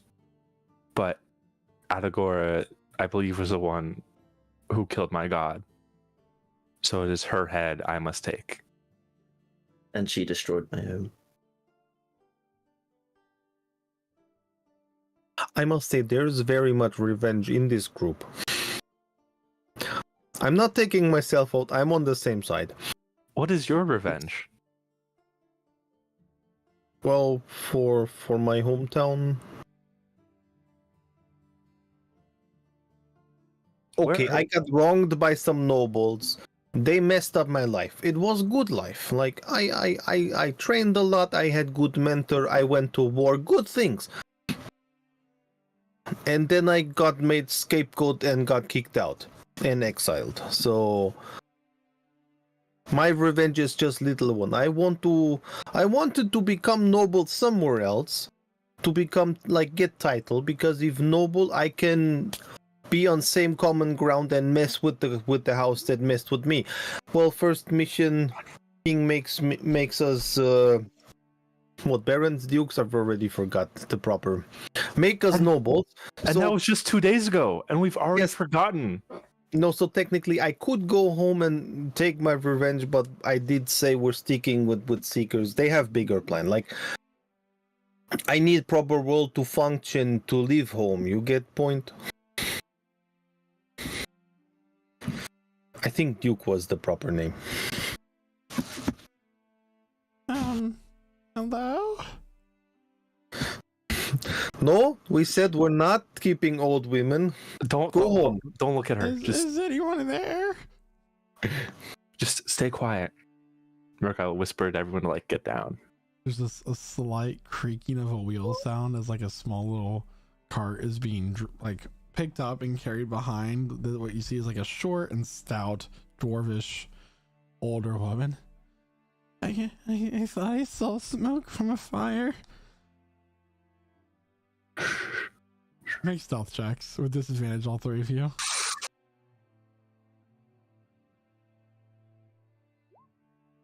That's an 8. That is an 8. Do I make a double disadvantage? No, just one disadvantage is fine. Oh yeah, because I took off the armor for sleeping. Yeah. Really, don't want to go to bed in full plate? No. That's what I meant. I don't go. I did that once or twice. It really, okay. it just killed Tara, what'd you Nick. get for your stealth? I got a 12. 12. So as this lady approaches the camp, both Mordecai and Hudak like duck behind rocks, but their asses are just sticking out from behind the rocks.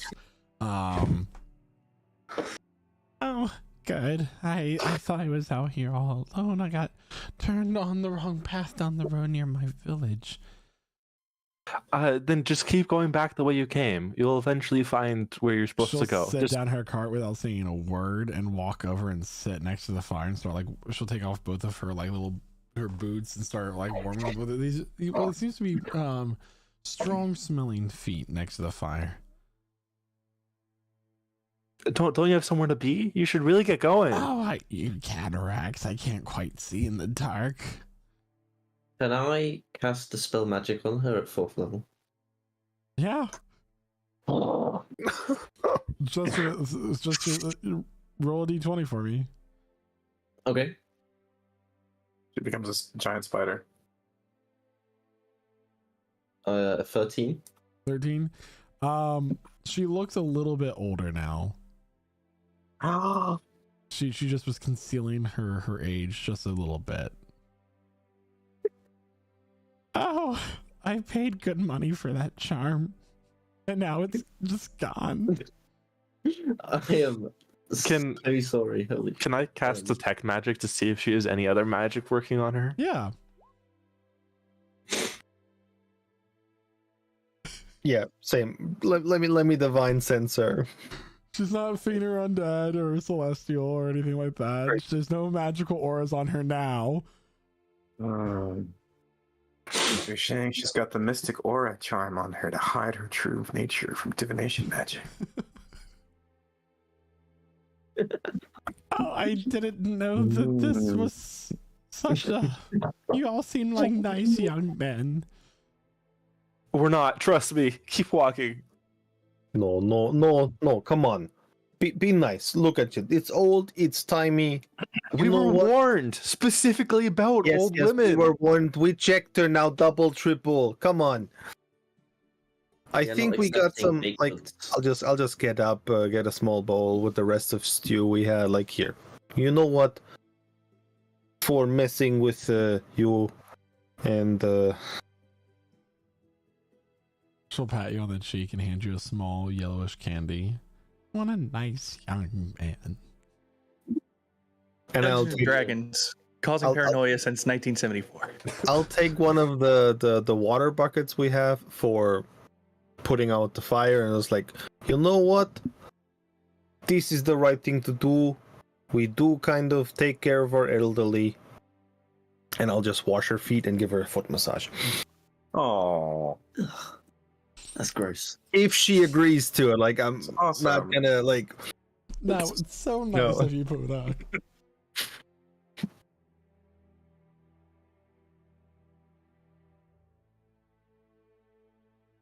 So where did you come from that you get lost in middle of night? I come from a small farming village just a little north of here. And I tried to go to town to trade in what crop we had in this terrible season. And I got lost along the way. Kind of town is close by that you were walking at this time? It's a small village. I was hoping to get back before sunfall, but I got turned around, I guess, and I just kept walking, hoping. I just misjudged the distance.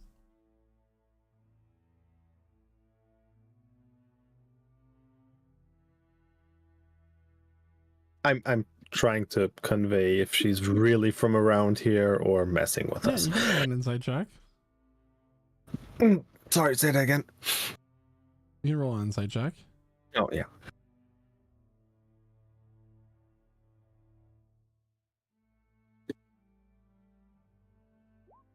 Oh, I have good feelings.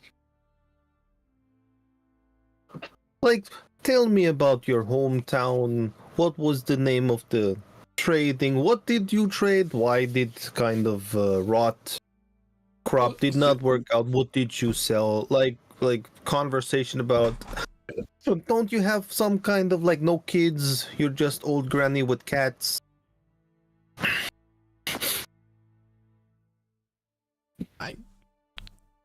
I was on my way to sell crops that we grew.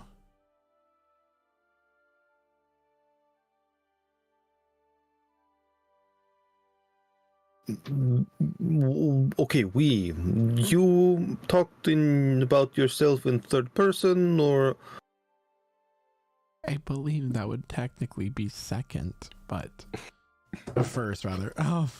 First person, but it just we have a few people who don't quite want to live in Craggy Rock and opted for a simpler lifestyle. We have people from all likes that live there. We have a large population of tieflings. We have a few dragonborns. It's a lively town. It's simple life, but we make do.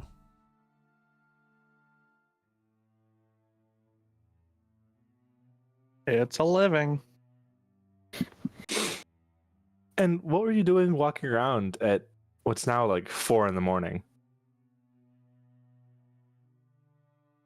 I mean, well, she did say she get lost. I got lost in hope. If I just kept walking, I'd either get to my home or come across some kind souls. Whatever, I'm sold on the idea.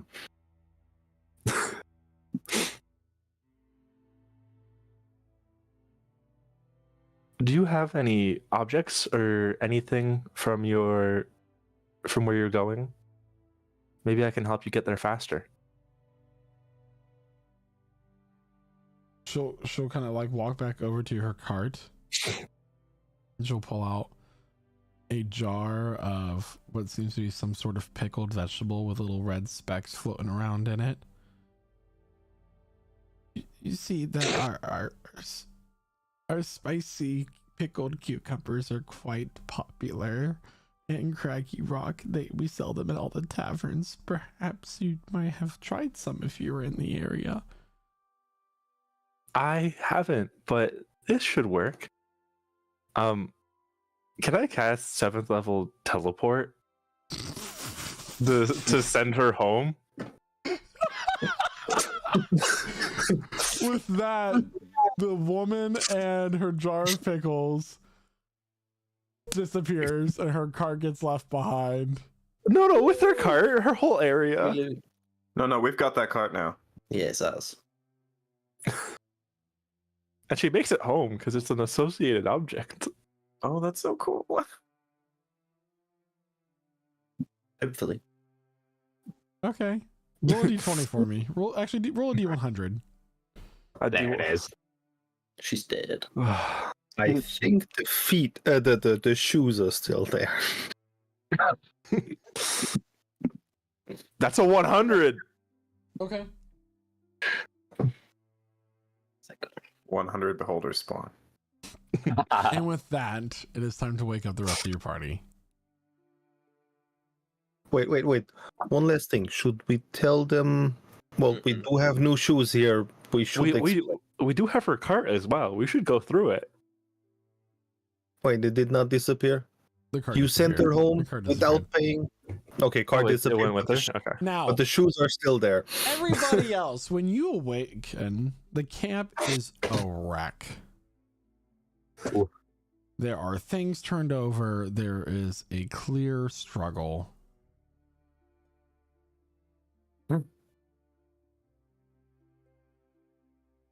But nothing was heard in the middle of the night. What happened? We'll look This one around will for. look around. We'll look around for specifically the 3 that we're supposed to be watching. Yeah, head count. Yeah. Are they there? Are we there? Are we? You're there. You're Okay. there. Okay. Make sure they didn't just that wasn't all like a dream and they disappeared or something. What happened? That is a mess. There was an old lady that came wandering through, I warned you. Every time, and Pudark decided to wash her feet for her. Okay. huh? Alright, so wait, was this confirmed actual old lady or was it old lady monster? Yeah. She was using a Oh. charm to look younger, so she was extra old lady, I guess. Last time we let an old lady in the camp, it broke Revelor's back. It, I almost died.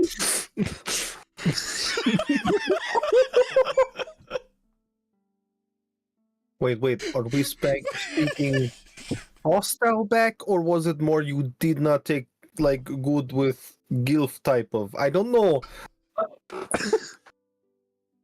No, she got large and squeezed Revelor until his bones broke. Oh, Okay. even I She didn't know squeezed him really hard. Yeah. What are you would doing recommend it. with your hands? Nothing. Is that what happened with you? Is that Alright, so what you yeah, did? okay, so just a regular old lady. Why is the camp such a mess? Ask Mordecai. He I just sent her back home. I didn't do anything bad. got the biggest spell known to man. How did you send her back home? I just teleported her. You cast teleport? Yeah, she said she wanted to go home, so I sent her home. Alright. Wow. Aspen's gonna investigate the camp to see if there's anything Yeah. Why is the It's camp a mess? besides just our stuff being a mess. If there's anything that was left behind, maybe. Roll for investigation. All right. That's a 17. 17. Yeah. Essentially, it's how I described it. There's signs of, some sort of struggle here. It's almost as if the fight with the maestro happened in some ways. There were multiple battle spots. And looking at Tora, Mordecai, and Budak, they have scratches and wounds on their bodies. Peculiar. But they saw an old lady. An old lady came up. She got her feet massaged and washed. But there's nothing left behind besides signs of a struggle. No. So are these fresh scratches and wounds on them? Appear to be. Okay, are you sure it was just an old lady? Tora dispelled all magic on her. Pudak didn't sense any evil. She was no fiend. Did she have a necklace? I did get a good look at her. Mm. So, did she have a necklace? I mean, not that you saw. You weren't really focused on her upper half. I'm gonna cast Detect Like this Magic. one. I'll just like hold up the amulet of not getting detected by nothing. Just gonna look at these three with Detect Magic. Okay. Is there anything amiss in that aspect? All No. three of them school of illusion. Yeah, we're good. Aspen is going to sit down for a moment, and actually, for specifically, Oh, 10 minutes. You can all mark your character sheets for a long rest, by the way. Yeah, he's gonna take 10 minutes and try to connect with the forest around them, Sure. just to see if he can get a better outlook on maybe stuff that's nearby. Okay.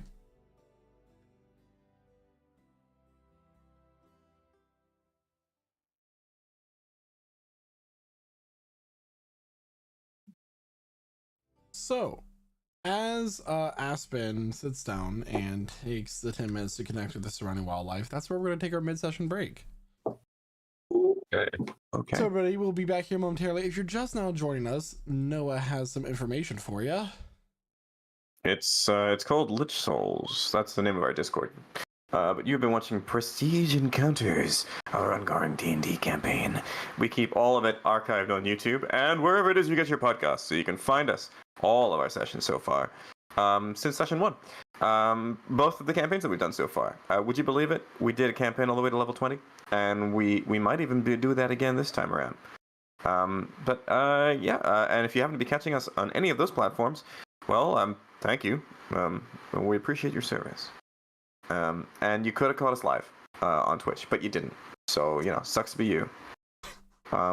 There's still a chance. There's still a chance, though. That's true. So there's still a chance. Just come find us.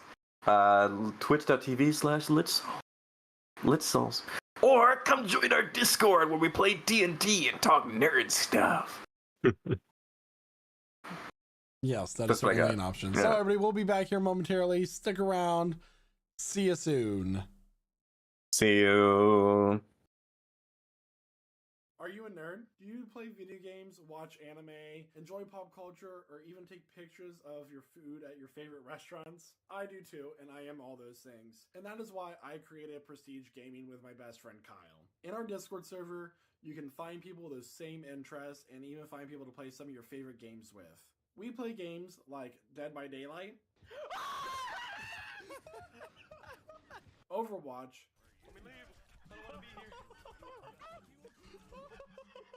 Sea of Thieves. I can try to shoot the other ghost ship. What is going on? Does anybody else see this ship do a backflip? Fortnite. And more. I have made so many lifelong friends in the Prestige Gaming server, and I've met several of them in real life and taken trips with some of them, such as our trip to Seattle in 2023. And you can join the server too. Just go to pgc.gg/discord to join the server. I'll see you there, nerd. Hey, do you like D&D? Are you struggling to stay awake? Let's not be with that. You can use this code to get a discount on Found Familiar coffee. Me? I'm drinking some of their regular Knoll espresso. But if decaf is more your speed, perhaps you might like their False Life. It's delicious. It's great coffee. It's all D&D themed. This coffee's so good, you'll spend a spell slot on it. What more could you want?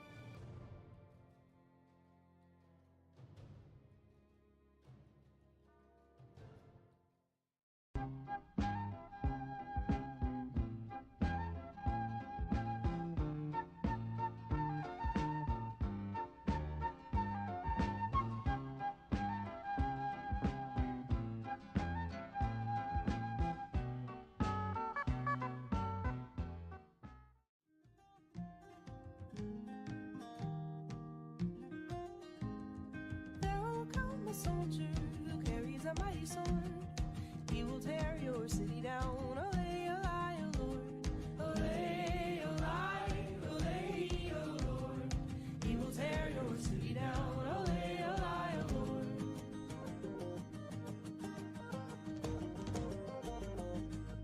There will come a poet whose weapon is his word.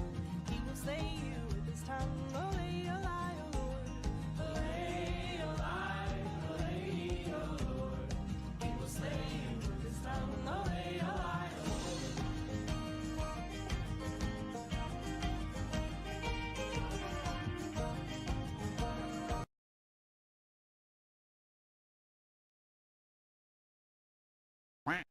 Has this ever happened to you?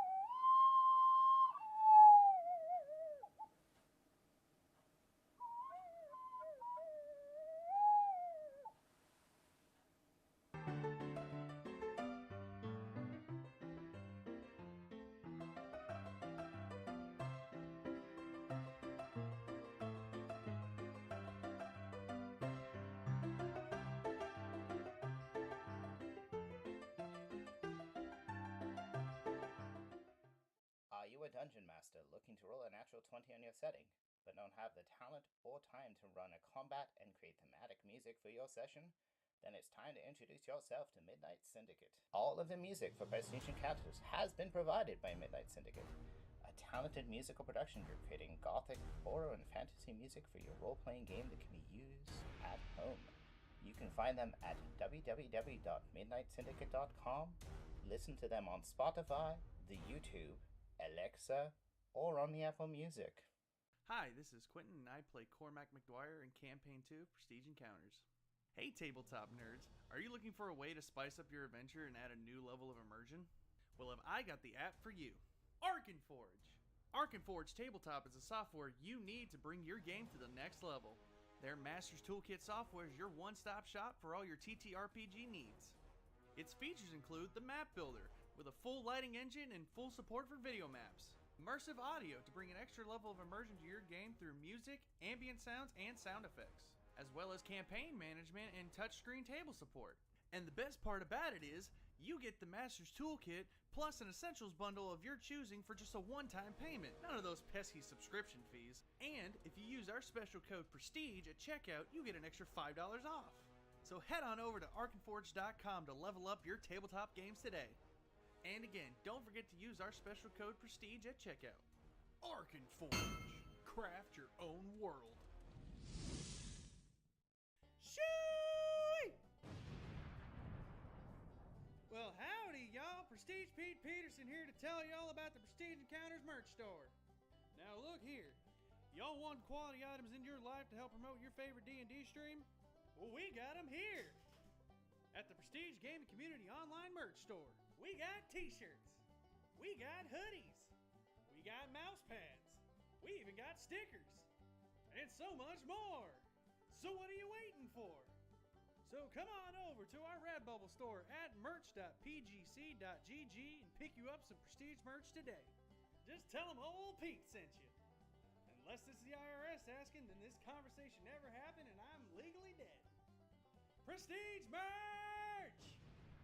Hello everyone, I hope you're enjoying the adventure so far, and I would like to encourage you to take this time now to go ahead and follow our TikTok account at the link here. And here is a couple of highlights of the videos that we have on there so far. I've exhausted my patience. But I do hope you understand that even now, what's about to happen, this is me beating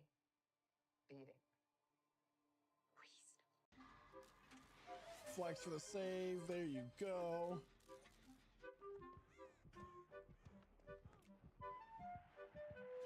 Flashlight save! Alright, I feel like I did a single flex for you, Pep. So I'm gonna do a double one. Ready? Alright. I didn't work out arms today, so please forgive. Finish it! Finish it! Oh! I ran right into him. I didn't know he was over there. Oh, nice! Guarantee that she has, She's eruption.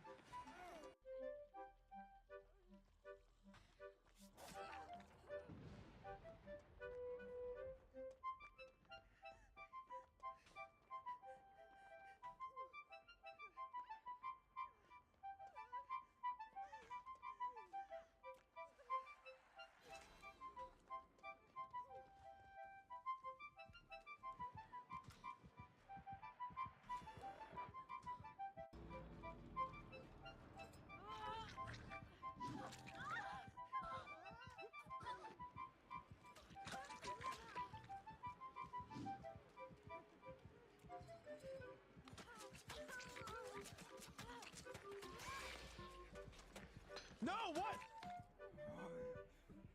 Yeah, with his, you have to. Follow me for more gaming content.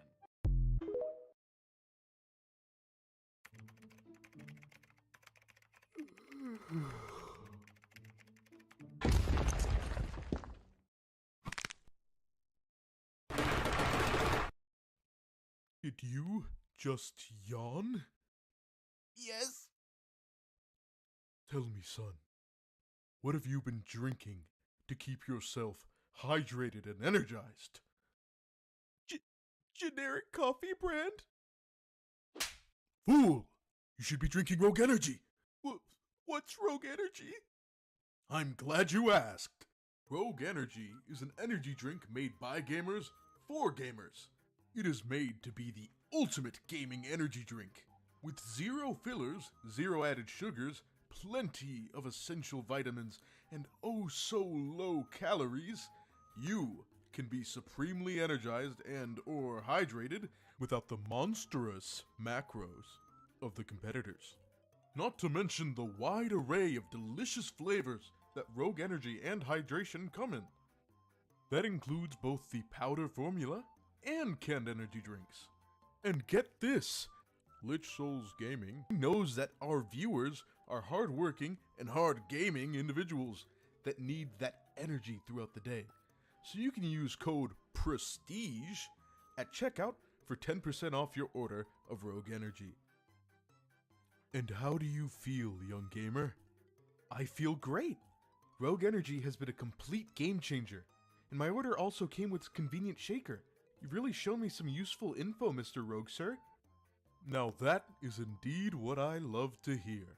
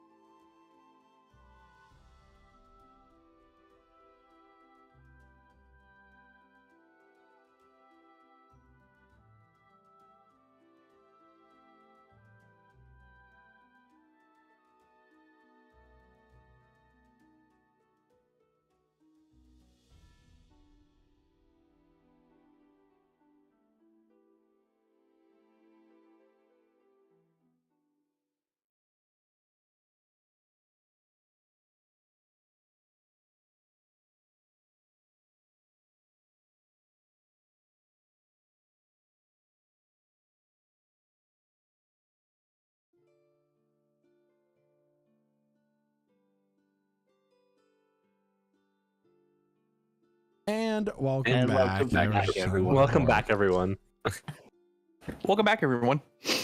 Welcome back. Aspen, as you sit down and you attune to the nature around you, this mycelium all like starts to expand out from your cloak and into the roots of the tree, where there's a mycelium network that is hidden from the naked eye. And what you see is quite interesting. Across the river, you should be able to see what, like 300 feet in all directions? According to the cloak? I think around that, yeah. Across the river, there's nothing. Once you get to the water, it becomes darkness. However, around you see there are traces of wildlife. You see a couple creatures in the dire wood that are quite large and have like kind of these like stone formations growing out of them, that sort of thing. There's also a road that leads to a place that's beyond your vision, where you see a few travelers that are currently making their way either to the city or to the village that might be beyond that. But outside of that, there's nothing unusual. So you said across the river I can't see, period? Correct. Which would indicate that there's no plant life there. You remember she said she took us as far as she could go. Yeah.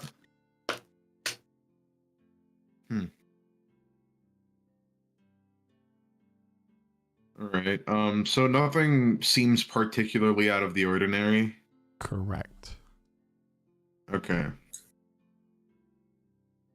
Espen will stand up, and everybody will see like some strands of like mycelium like snap as he does.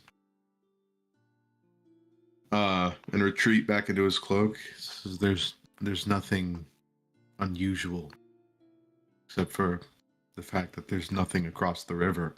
No life, at least. No plant life. I did send her home, so there's still something horribly wrong here.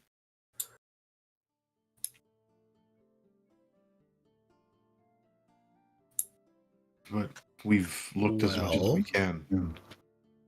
Camp is a little bit messed up. We clean up, we do morning routine, and we get going. I agree with Pudark. We should get going. I stretch. Help strike the camp.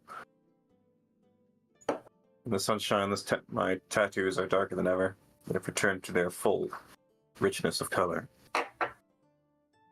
Full power, all charges restored.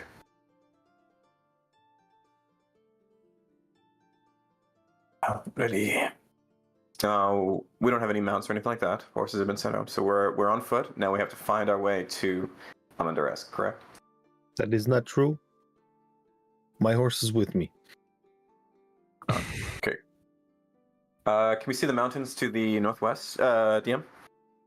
They are very distant, but yes. Okay. Well, let's start. And are we on one side of the Amman River? Yeah, you're on the southeastern side of the Amman River. And I will say, across the river in the distance, as you know, the daylight has come in, the sun is beginning to rise. What you see is just a mist-covered land. Like there's just this haze that seems to have settled over this that the sun does not seem to penetrate through. And the mountains that you see are just the tallest points. That you get the feeling that these mountains are quite old. I'm sorry, quite young for mountains. I think those words, 69 of them.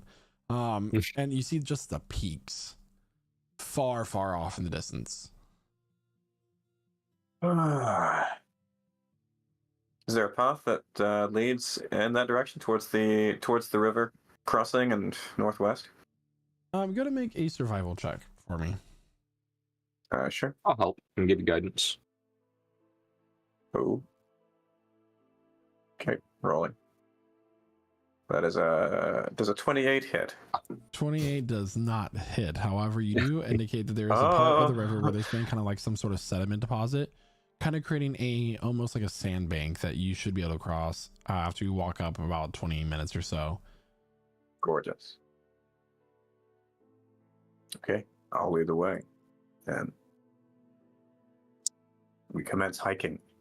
He'll lead the way. He'll lead the way. Can I get a Constitution saving throw from everybody, please? Uh-oh. Uh-oh. Remember, everybody in my vicinity, +5. Yep. Yeah, Is we're this all against we're all a sticking spell? near put up. That is Feels not a good spell. near this guy.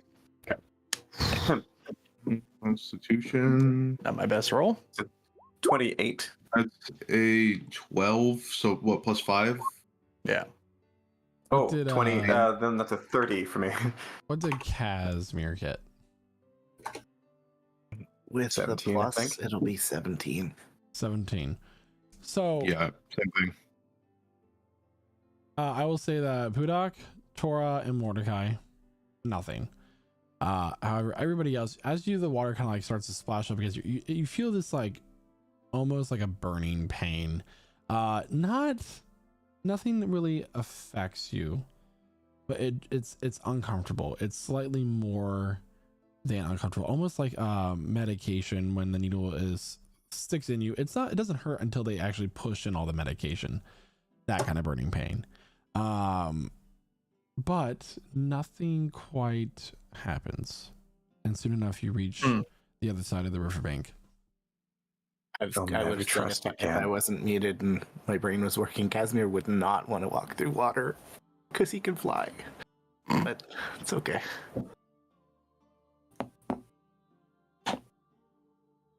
Revlor is a little concerned about that, so he'll turn to Zul and say, Zul, what do you got on the maestro right now?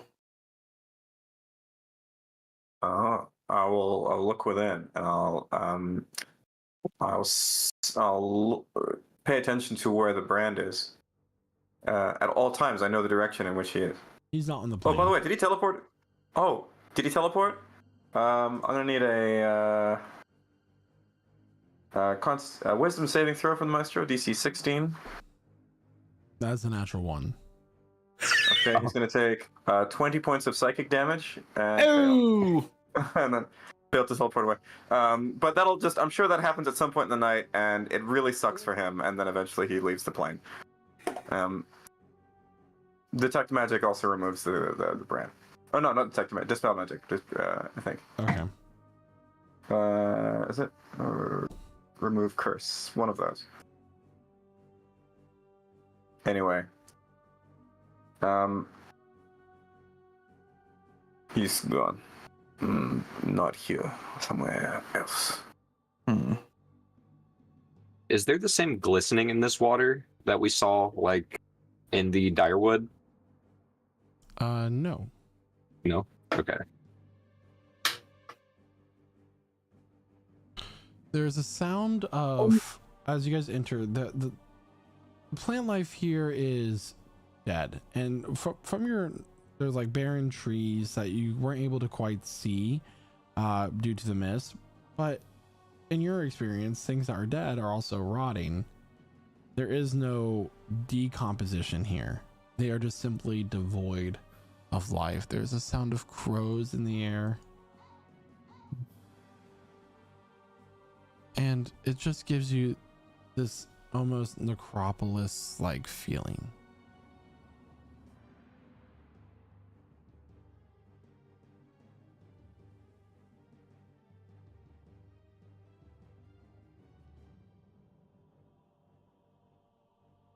Well, Again, okay, so we get the idea that there's undead about. Is that kind of the idea? That there's a lot of death. In a way.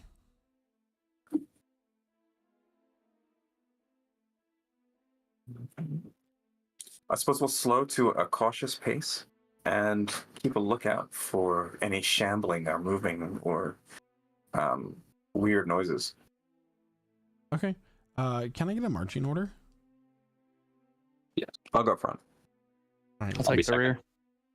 So Aspen Kifley's up will- front. Aspen will be directly behind Zul carefully.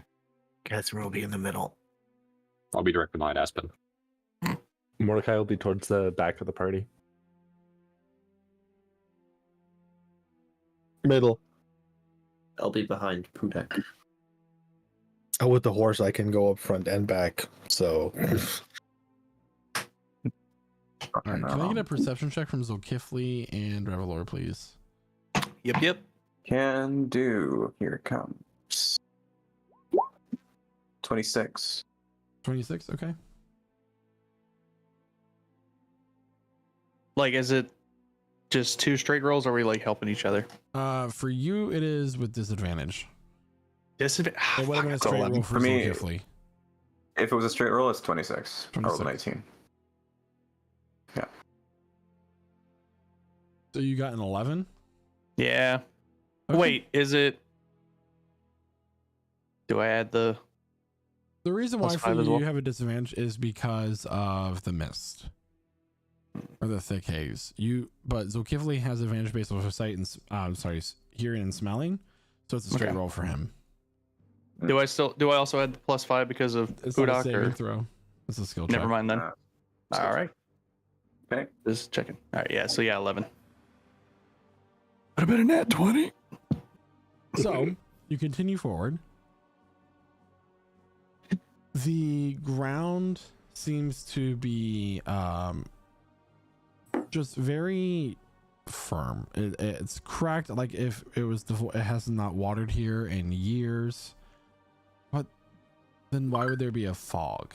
Fog would be indicate of moisture, a low dew point, that sort of thing.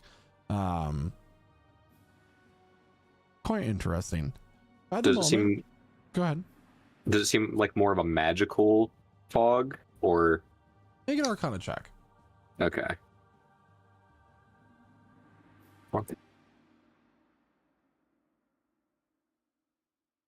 A 17. 17. It's not a natural phenomenon that's happening here. Okay. This also doesn't give me this feeling of it being a particular spell. But something unnatural. Okay. Is at work. Someone brought out the fog machine. Can I get a wisdom saving throw from everybody, please, with +5? Okay. Is it against a charm or frightened effect by any chance? It is not. Okay. 19 for me. So that's a 19? 16. 16. Double nat 20s. Nice. So it's a 28. I turned a 3 into a 19. Okay. So everybody passes. As you continue to move further, walking for several hours at a cautious pace within this land, you feel something beginning to like poke at the back of your mind. It feels like anxiety at first. There's this feeling of unease. A few of you might see something move in the corner of your eye, but you look and there's nothing there. At the moment, you all are fine. The sound of crows continues to echo around you. You feel that there might be some sort of birds of prey flying up in the air, scavenging for their next meal, or waiting for it to present itself momentarily. But the feeling of unease and anxiety continues to set in to your minds, poking away at the cerebellum of your brain. I'm particularly adding up to checking area because last time we missed flying creatures. They were invisible. But that's Still. a good point. Now I mentioned it. You do have about like a week and a half journey ahead of you, as you're trying to get to the deeper part of the valley within the Paul Mountains, is what was described to you. As you continue forward, eventually in the distance, O'Kifley, you see the outline of what appears to be a village or town of sorts.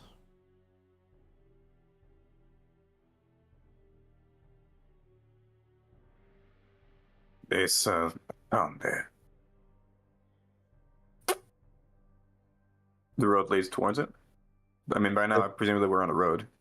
Is that right? Yeah, you've kind of found like a cobblestone path. We'll look for signs if I can. Just generally, if there are any road signs, especially any crossroads.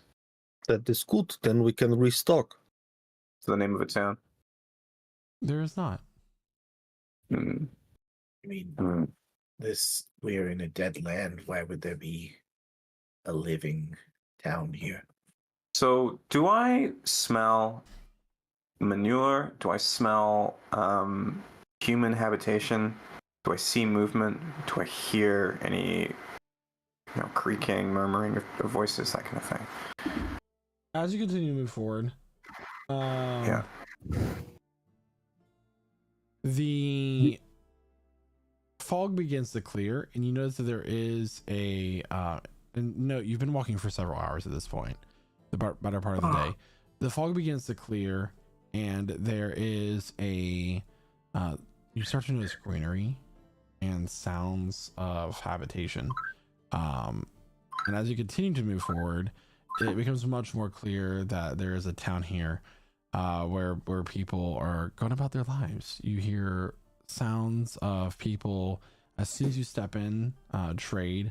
There are people calling out things, but all staying within the boundary of the walls.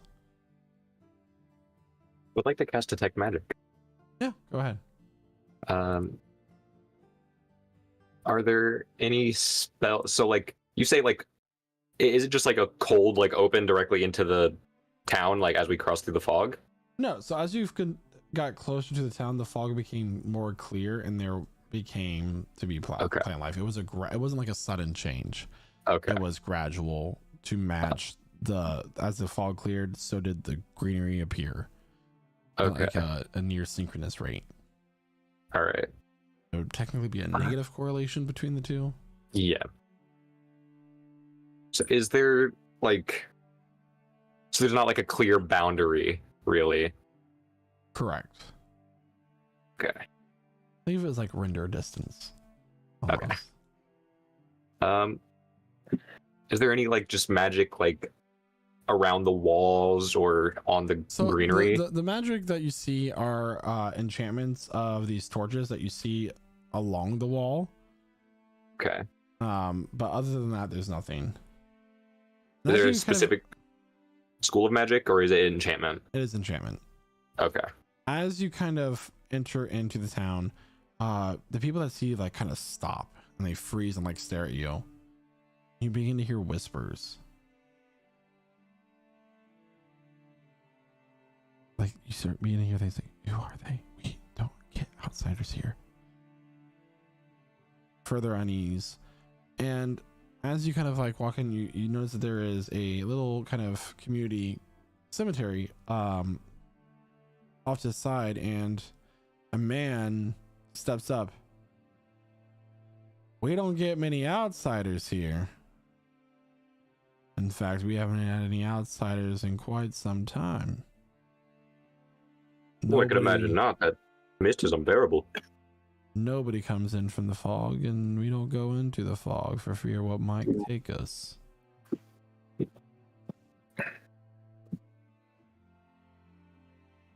Up to this point, you all have been told that Amin Duresk as a nation was no longer habitated. Oh. Yeah. It was a ruined civilization.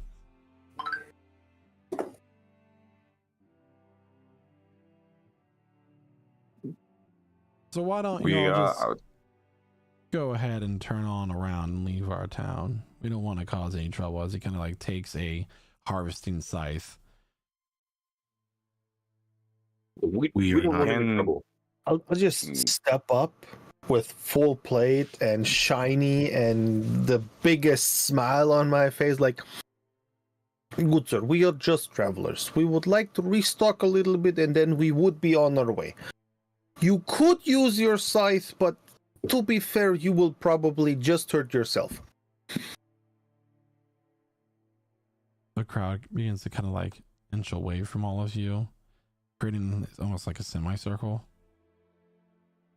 And I'm trying to be very nice, reassuring. This is not me trying to be intimidating, more like, we are here, we are travelers. I know Misty sucks, but Let us get some restock, we will pay, and then we will be on our way.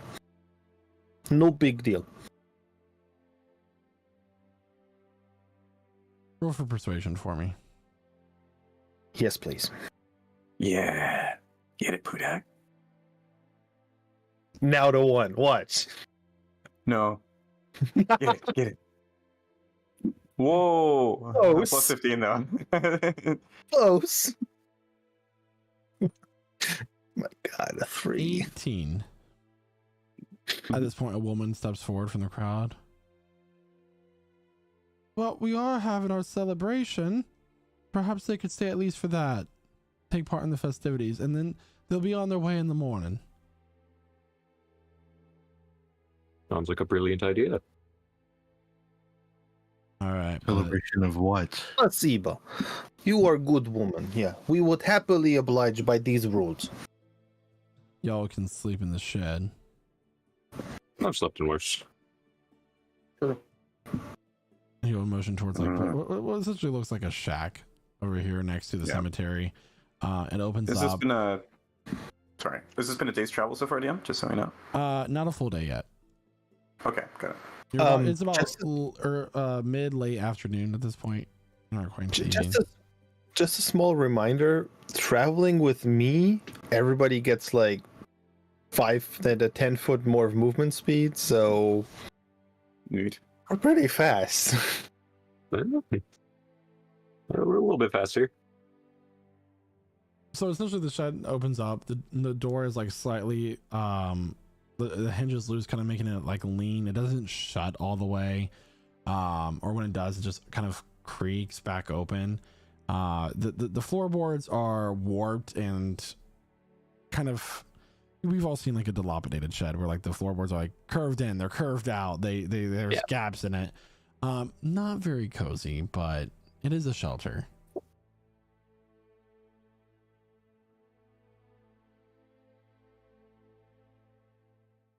I'll look at the guy and go like, this is very amendable. I do like your shack. Thank you. He'll just turn around and go back to what he was doing. I'm real And sorry then- about him. Like you said, we don't get many outsiders, and the lights are what keeps us safe. You have no nobody trading here. You only grow your own food. We do. In fact, that's what we're celebrating tonight, is the harvest. Do you have water?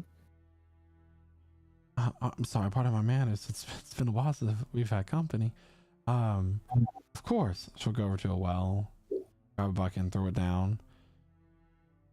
The rope unwinds for what seems to be just a few more seconds than you're comfortable with, and eventually splashes something at the bottom, and she begins to crank it back up. Brings it over. I'm sorry, I don't have any cups for you. Oh no, it's okay. We have our own. Well, What? I'll leave pray you to tell, it. What do the torches protect you from? The fog. And I am curious, how did y'all make it through? We walked. Yeah, we just walked through. It was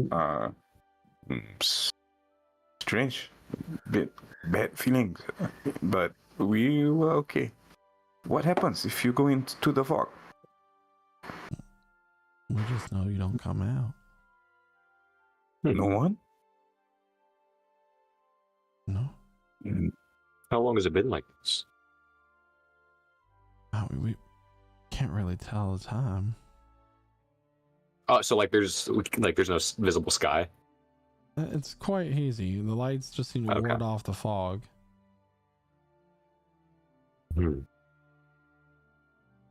Well, anyway, I'll let you freshen up. And you can meet in town square in just a couple hours, I guess. Oh, okay. Or just whenever you feel right. Alright, secret meeting in the shack. Yeah, okay. I'll go in the shack. Alright, this is weird, guys. So this is very suspicious. Like, this should not be here. An enchantment magic on the torches? Enchantment?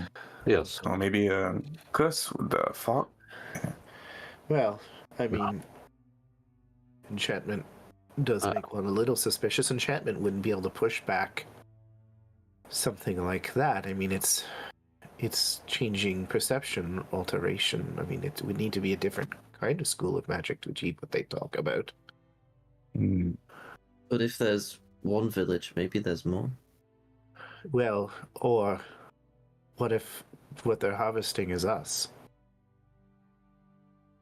Well, just in case there's any, just in case it's a normal festival and there's any food at it, we shouldn't eat this food. Instead, I'll make us some food right now. I'm gonna cast Hero's Feast. Whoa. It's an expensive thing to do before a big fight. Hey, you know, advantage on wisdom saves, kind of worth.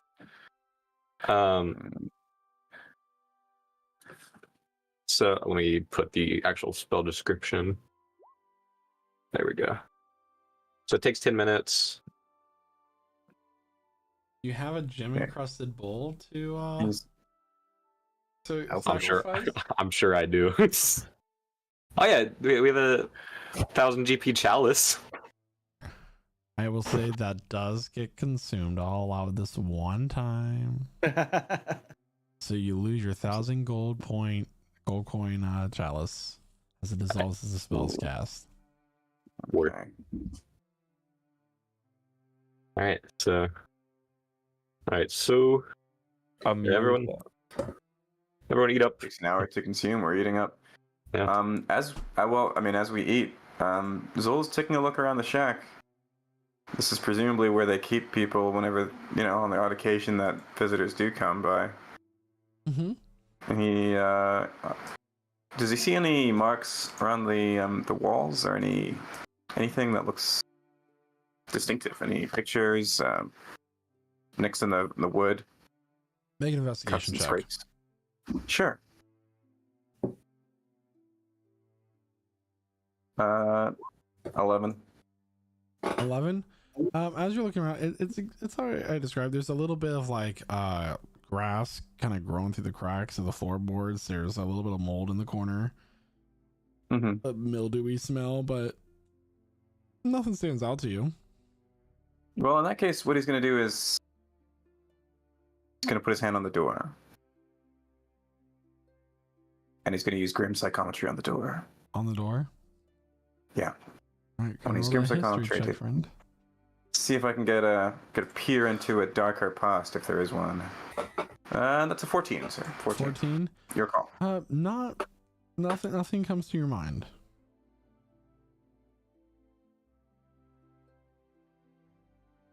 Okay. So By the way, this every was HP more- maximum is temporarily increased by 10. Yep, for the next 24 hours. Wow. Curative Which is all poison different. and disease. Which is different from temp HP. It's so you not still temp have- HP. Yeah, It's so you max still have the HP. 19 temp HP. Yeah. Okay. Hero's Feast is a very good spell. I love it. We start today with Also- 19 temp HP? We did. Yep. Yeah. Yep. Nice. Lovely. Wow. And then Casimir got hit. Or did we do that after the long rest? It was after the long rest, or at the end of it, so to speak. Cool. Mm-hmm.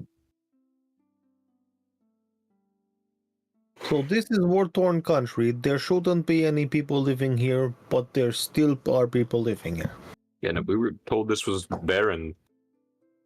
No civilization of any kind. It should be Oh. empty. People live where people live. And this whole thing is weird. Oh, I do agree. It's not on the normal side. But I think the only thing that keeps people back is kind of burned and salted ground. This is just, how do I say, hardly inhabitable. But how has one person not made it out in this whole time? Maybe we should look out for old Granny. Maybe she here. What's this about old Granny? Oh, you didn't hear about that? No, sorry, I was having a bad morning. Did you not listen to the one rule, which is don't let any old ladies into the camp? Oh no, you gave us several rules and we checked her out pretty good. She was old, but that's all. Yeah, and then the camp got destroyed, so... And I sent her home. Okay. I think. Probably.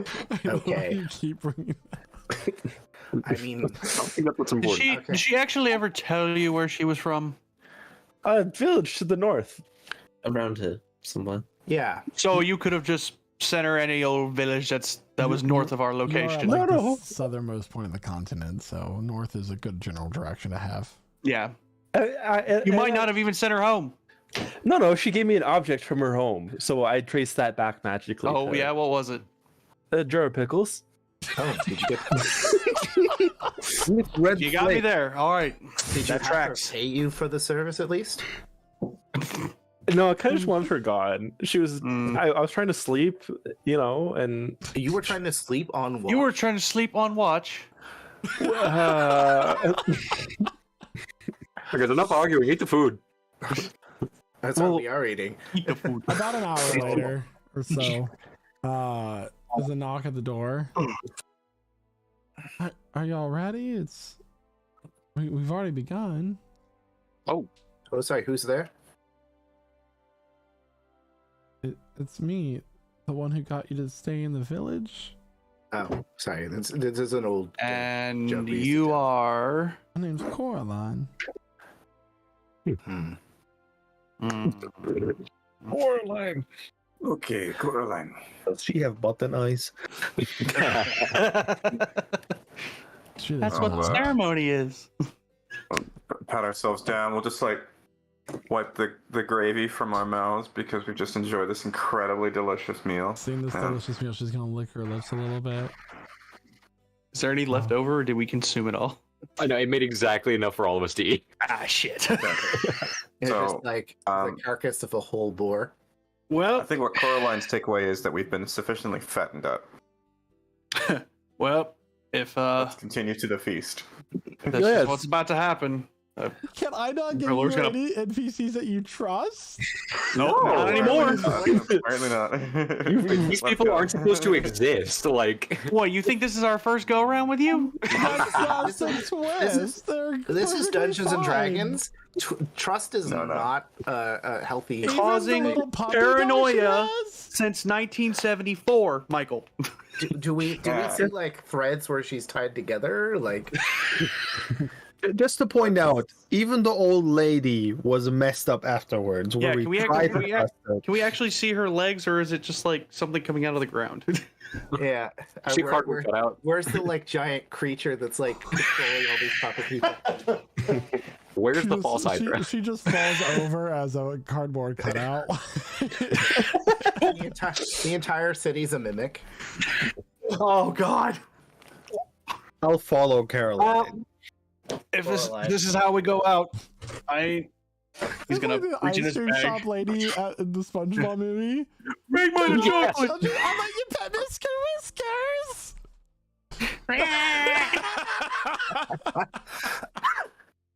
Anyway, hey, I got y'all some masks as well. She'll hand you all like raven masks. Oh, okay. I'm not putting that on. It's one of those parties. All right. I mean, we're honoring the harvest in our ancestors, but if you want to disrespect our traditions, I guess that's fine. I mean, That's Mordecai. Come on. Mordecai's gonna cast detect magic. I was gonna do it because I can do it for free from the staff. I can do it for free as well. Oh, okay. Do I notice anything? I'm lost. With her or the mask or around me? I mean, you still have the magical lights around the village. But that's Other it. than The that, mask don't give that's me about it. anything. No. Okay. Reveler's gonna grab a bottle from his bag and be like, "Well, this is how it ends." Takes a swig and puts it back in his bag. See, Revelo, this is why you missed half of your shots. I have never missed a shot in my entire life. What about the shot? Free, that you what free about shots that are free shot- shots. What about that shot in the duel? I mean, you like. Oh, you mean pistol shots? I thought completely. Anyway, let's just go. Catherine puts a mask on. Doesn't quite fit on my Look at face. him. Same, yeah. Mhm. I'll put the Mordecai's- mask on, but just like halfway because I need to stand out. This is, come on, pure black, simple. No. This is, come on. I cannot wear this kind of type. This is not my style. Listen, So when disrespectful. in Rome, do as the Romans do. I didn't know I'm what this Rome doing is, my but it's an best. expression I heard. Priviler goes over to Pudok and says, "Hey, Pudok." He like grabs like the beak of the mask and like puts it on fully for him. It's like, wear the fucking mask. Yeah, it's honestly. Oh, that's the spirit. I'm really happy for you. Anyway, you can just follow me and I'll take you on to this town center. Is Coraline wearing a mask? Okay. Yeah. We'll go over there. Okay. Yeah, Okay, I would that say- makes me feel better. I mean, we just walked in the mist. We walked into a suspicious village. There's some like random like There- wooden There's stakes with hooks on nothing to them. be worried about. There's everything to be worried about. You know, There's a bunch- I there's feel a like bunch- this is going to be an awesome festival. We should all go. Yeah. Everyone's going to be in these cool black robes with these like weird silver masks. They'll all be See, wielding like curved daggers now and you stuff. got- And I'm here for it. I'm really here. Now for you it. got me worried. What's up with those Yeah. generators that are just randomly placed across the Now you got me worried because there's a mist surrounding us and we don't know what's in there, and I'm the only one with the gun, and this is not going to be end well. Your final girl, man. Live with it. All right. I mean, let's move you're on. going to help everybody die, and then the army's going to show up at the last minute. So, Yeah. Thank you. Right after Thank everybody's you. died. So Yeah. anyway, so you all show up to the town center, and there's all sorts of things. There's kids running around playing catch and throw, and all these sort of things. There are like people like the wooden wheels, the sticks that you like hit to make them go. Kids play with that. There are streamers. People kind of like there's this pole with streamers coming down from it that people are kind of doing a dance around, that sort of thing. There's all kinds of like dried corn husks and things decorating. There's tables of cider. There are your classic like fall festival, right? Where things are coming to the close. They're all wearing these bird-like masks, and it's quite lively as there is a band also like kind of playing on instruments made from whatever they could have found around the village. So your standard like almost Appalachian kind of feel, but a little bit different at the same time. Not exactly bluegrass, but close enough.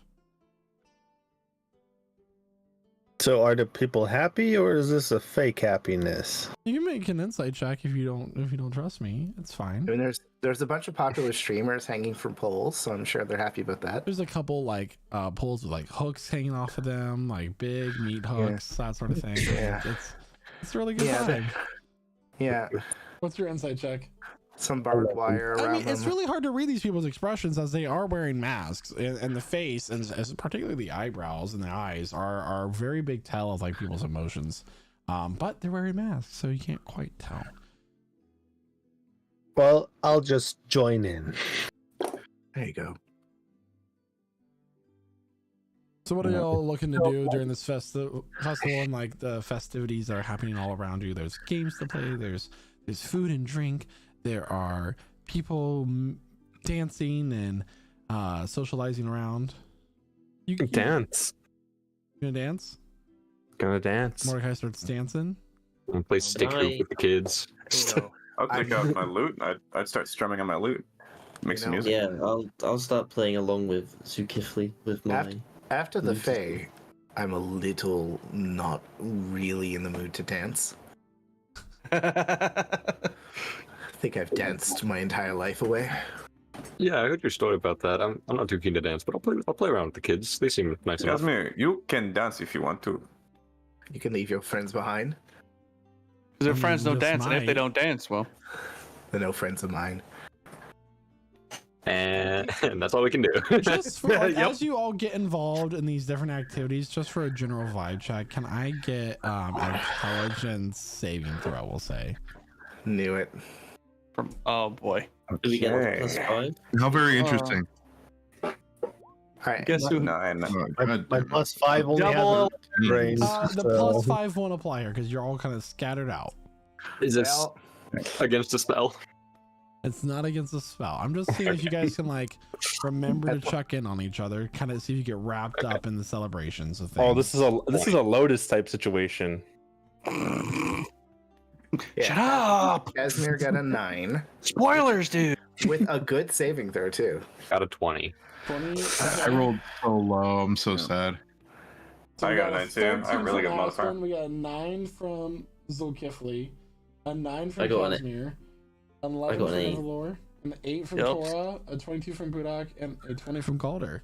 Not bad overall. You know, you guys are having a really great time.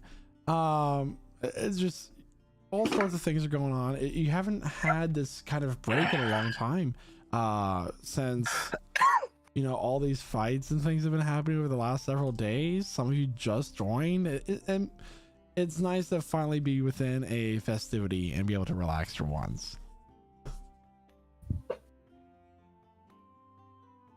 So we do not check in. Good. Just for a clarification, what are the masks portraying again? Ravens. Ravens. Ravens. Okay.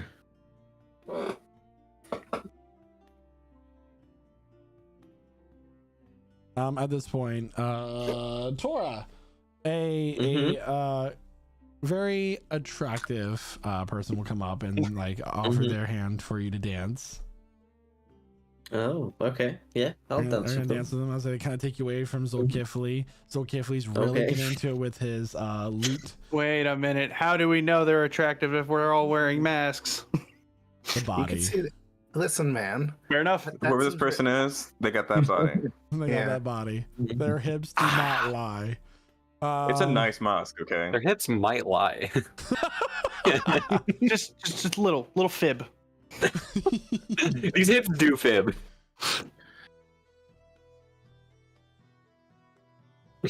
As Tora's off dancing, Casimir, what are you doing exactly? He's gonna play some games. Play some games, okay. As you're playing, you're let's say you're throwing hatchets, right, at like a target, kind of like a wooden target. Yeah. It's a really great time. Yeah.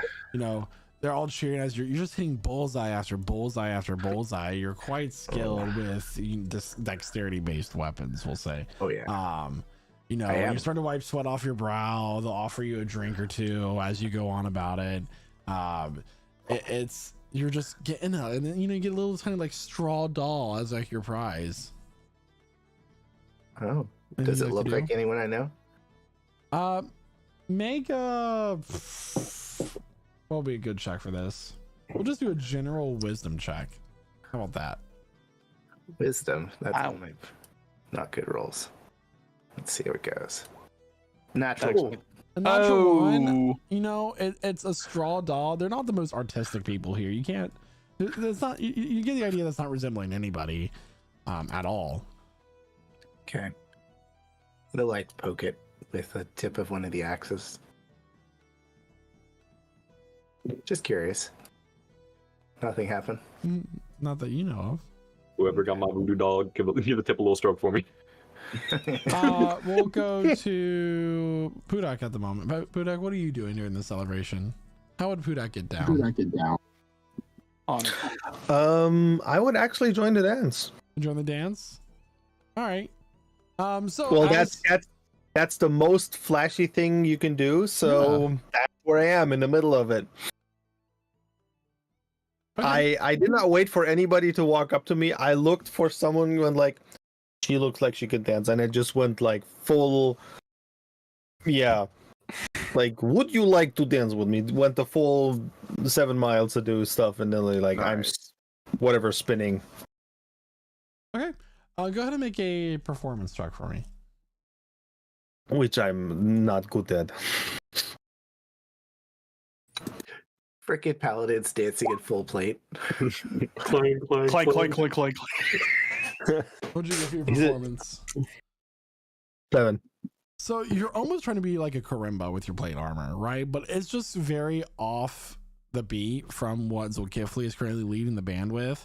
And overall, like as you continue, like you know, the crowd begins to form around you. Everybody else is kind of pulled to the middle, and the guy who greeted you at the village kind of comes up. You recognize him from the way his hair is kind of long and like white and stringy. He's still wearing the mask, but you get the idea that he's like the mayor of this town, and he like raises his hand to the band for the music to stop. Friends, it's been another successful year, and we are here to celebrate that and our harvest. Everybody kind of like cheers. He begins to clap. It's they're excited. You get the feeling that they don't often get to celebrate. And I will say we are celebrating tonight with some new friends. Everybody kind of like starts patting you on the back. They all cheer. They all raise their drinks up. You're offered your own drinks to cheers with them. Thank you. You gonna say no? Okay. I'll drink water. I'll if there's a cup of water, I'll just kind of just surreptitiously pour it from my own stash. Okay. Hey, while this is all going on, does it seem like there's? What? Sorry. I'll raise my own cup though with water.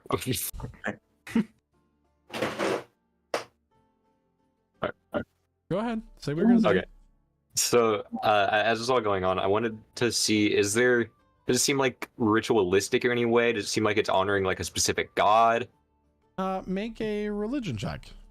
All right. And since Pudak is there with you, can go ahead and make it out with advantage. Okay, that's a 26. 26. So as the mayor is continuing to go on, or the village leader, whatever, about like we're here, friends, and we're here to celebrate the hard work that we put in through the year. We're here to have our feast and fill our bellies before the hard times of winter comes along. You notice that the crowd has continued to get closer to everybody. It's gotten more compact. And you kind of look behind you and see that Coraline is like right behind you, where it kind of makes the hairs on your neck stand up. Makes you nervous. I don't have any of those. Oh, you get the general feeling, the sensation. And as you try to go around and you try to take a better look, but the mask and the holes are cut a little bit narrow, it's a little hard to see. You go to like take the mask off, and it tugs with your skin. God, there it is. And friends, we will feast tonight. Indeed. Yep. Saw this coming. And everybody begins to converge on all of you. What would y'all like to do as we enter a chase scene, as there are over 60 people in this area? Can I 60 people? As we're running, I'm gonna toss a 7th level fireball behind us from the staff. I'm gonna cast Firestorm. All right, so in the area where everybody is, because you guys are kind of in the middle, so it would hit your allies. Oh yeah, he can position around his allies. Yeah. Yeah, let's like take out 40 of them. Okay, so go ahead and roll your fireball and roll your firestorm, please. All right. Mass murder. Can I still anyway throw? Village. Can I throw a? I will say that only Galder has really noticed this, and Okay. Pudak, because you guys are the ones that Galder. got your intelligence save. That's Oh, I have mine too. 41. 42 damage from the fireball. No, I didn't. 22. Oh. No. So Pudak and Galder, just to keep things consistent, are the ones who start. What do you two do to alert your allies of the danger? I'm just gonna straight up yell, "Everyone, we're under attack!" What? Hey, gotta make sure y'all know. You're just gonna yell, "We're under attack." At this point, a little And, girl is lots of going fireball. to grab Mordecai's hand. Hurry, we have to go. We're not safe here. Let's go Mordecai's for gonna- it. Away safely in my What'd you say, bag. Mordecai? Mordecai's gonna sprint towards Galder, just saying, "I have to help my friend." You're gonna feel a stabbing pain in your hand as this little girl goes to take a bite out of you, and you notice that she has very sharp, blackened teeth. You're gonna take 4 points of piercing damage, and I need a Constitution saving throw, please. Yeah. I'll just call out the Pylon Paladin. That's a 23. 23. Okay, so you feel like something begin to you don't know what it like is, probably because your teeth are really dirty. Something tries to start spread throughout your veins, but you manage to like constrict your muscles in a way that it doesn't spread. At this point, a fireball goes off in the distance, and you hear like screams of pain from the villagers, and then you watch as like some of them are on all fours running out of this fire, all charred or flashed. Their heads are tilting in all sorts of directions, serrated teeth showing. The firestorm comes raging down. Bones are cracked, but they kind of like, as they're like slumped, notice as they begin to twitch once more and begin to move as they get back up, and arms and legs begin to snap back into place. That will be one success in your attempt to escape this chase, but you get the feeling these people are not going to die easily. So with that, the party begins to run down an alley, kind of pushing your way through.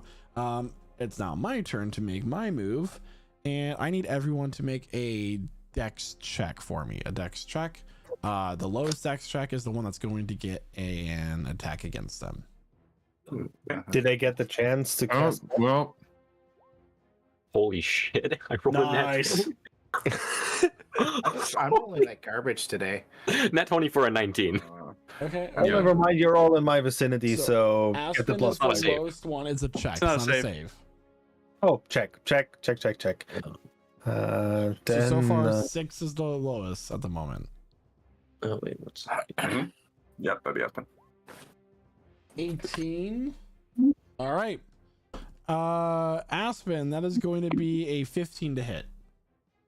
all right. That misses. That misses. So as everybody's kind of running, the Coraline grabs you by the arm and tries to take a bite, but you manage to like push her off, and she kind of falls back into the crowd.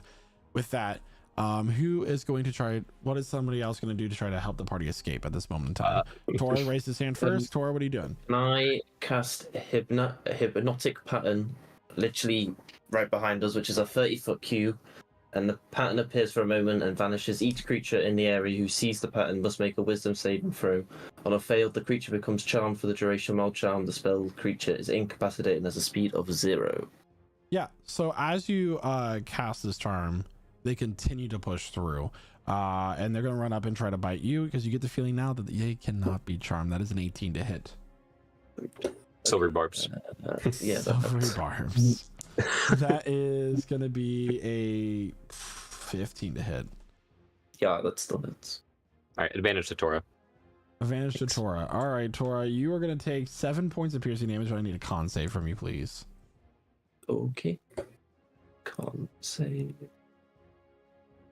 Natural 20 for 22. You do not get the effect of whatever their bite can do. Congratulations. Was it 7 piercing? Sorry. 7 piercing damage. Lovely. Okay. All right. So at this point, there are several of them that are injured. Some of them are burned. Some of them are crawling. You watch as some like start to crawl up the walls of the houses and begin to converge on all 3 sides of this alleyway on all of you. Okay. What is everybody else doing? I'm gonna telepathically give Victor an order to leave town, find us a way out. Okay. Mordecai, what are you trying to do? Cast a 4th level fireball on everyone. A 4th level fireball. Yeah. On everyone. Well, on all of the people chasing us. Okay. 30 damage. For 30 damage. I will say it doesn't necessarily impede them based off of that damage total, but it doesn't hurt you either, as the fire kind of like slows them down just a little bit. But they're also like, basically think of like World War Z, right? They're all like piling over each other. They're crawling, they're running along. They have climbing speed where they can run like sideways, like the White Walkers right before they kill Hodor, that sort of thing. We'll never trust again. Yeah, it's fine. I mean, you're like, oh, you guys aren't trusting, and at this point, hands begin to shoot out of the ground and reach towards your ankles. I need everyone to make dexterity saving throws, please, with a +5. Okay. There it is. Hands try to reach out and grab you and slow you down.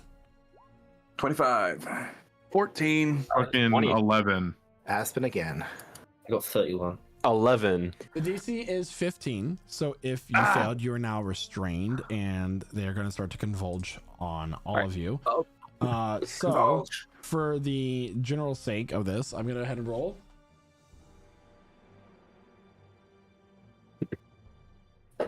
you are each going to take 14 points of piercing damage. Sorry, and I need a con save from anybody who got less than a 15 on the DC. Okay. How much piercing damage? 14. Okay. And is the save against poison? It is, yes. Then nothing happens to Aspen. Because we're immune. We're immune. We're Nothing immune happens to poison. anyone because of Hero's Feast. You're immune to If like it's poison condition? Yeah. Okay, so you're just gonna take the 14. Yeah. Thank God for temp HP. Anyway. Yeah. That was the best feast ever. Yeah, I knew it would come in clutch somehow. All right. What are you? So your friends are currently, some of them are currently restrained. What are you doing to help? All right. I think Noah was next. Yeah. Yeah, I got something. Friends are restrained. So I'm going to, as for my bonus action, I'm going to shift into my hybrid form. Just suddenly emerge as a were-tiger. But as my action, I'm reaching into my pouch, and to throw them off for a moment to buy us time to free our friends, I'm going to throw down smoke bomb. Fog will explode around them for a moment. I'm hoping to disorient them a little bit, or else like make them drive back. Fear of the fog. Let me roll a wisdom save. Perception is a wisdom-based skill, right? Yes. Okay. That's correct. A natural 2 and a natural 4. So yeah, they are disoriented. The hands are holding them down. You guys get some. You just feel a tug as you're back up and moving with your friends. As it's whatever is trying to claw at you, you can't quite get a grasp. Revlor, I will say that your coat gets pulled off of you as you kind of like just yank it off as they're trying to use it to pull back. All right.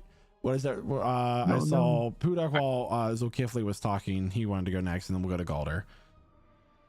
What are the buildings again? Are this like small wooden shacks or actually think of it stone? as like it is a shanty town almost. They've used what supplies they could have forged. They're not the best built things in the world, but you basically run down a narrow alley towards a gate that you can kind of see off in the distance.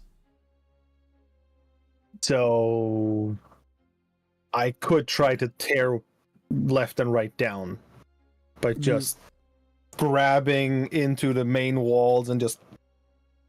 I mean, yeah, you can try to stop and tear a house down with your hands. I will say that's going to be a little bit difficult, but the DC will be high, but it is possible.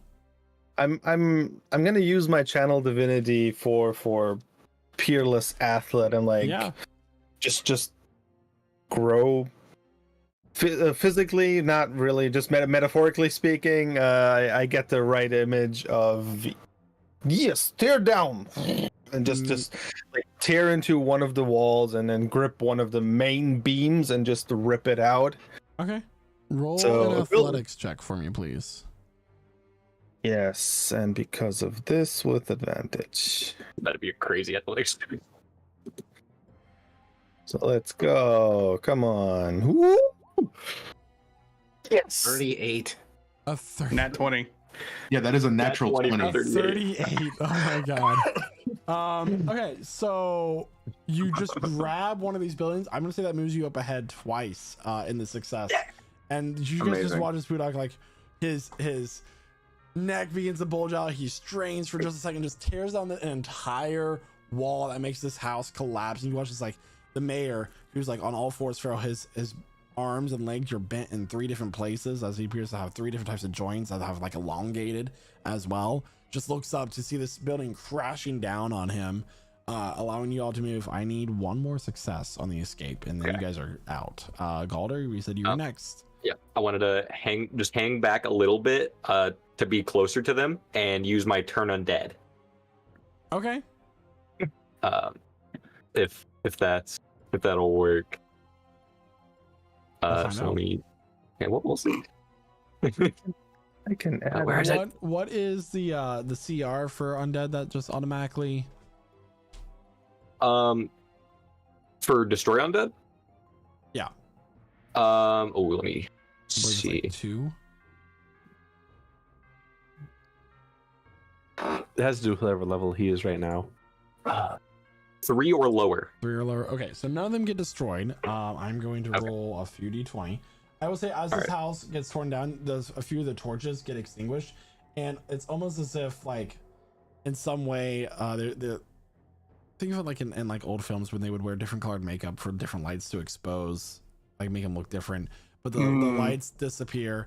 They're suddenly looking rotten. They're looking demonic and fiendish in some ways. They're not your typical undead, but they are in fact like they seem to be almost like possessed, like corpses. Okay. A few of them do get turned. I will say that is enough of a success to get out of this village as night begins to fall. And as you all run out the gates, one of them, they all stop right there at the gate. They do not go beyond the boundary. And Coraline steps out. Y'all might have escaped it tonight, but you'll be one of us soon. You can hear that. I doubt it. You continue to run out into the fog, and soon enough, the village disappears in the haze behind you. And as you continue to move into the ruined civilization of Amin Duresk, what happens next is a story for another time. And we're still wearing these masks we can't take off? Oh, they're not magical. They're just cursed. So, because detect magic doesn't work on curses, y'all. Yeah. So that was session 72 of Prestige Encounters as we are heading into a very creepy area, which is one of my favorite types of areas to go into. It's really exciting. I'm gonna go ahead and pass it on over to Aspen, who is our Firbolg Druid. Yeah, wonderful session. I love a good chase scene. That's probably one of the most interesting ways to do an encounter because it allows you to use certain spells and abilities ways that normally wouldn't be allowed in combat or otherwise, which is great. And frankly, I can't wait to see what else lies deeper in the fog as we get closer to the ruins. And with that, I'll pass it over to Noah, aka Zulkifli. Hey, oh my gosh, chase scene, like you said, such a cool way to resolve a tense situation. An interesting way to mix things up. Yeah, no, I have nothing to say except that was super cool. And now it's in the evening time. We're going into the scary mist, and but we've got our health. If nothing else, you got your health. And with that, I'm gonna. That's right, and advantage and wisdom saves. I'm gonna yield to our phantom gunslinger, Cormac McRevelor. Thank you so much, Noah.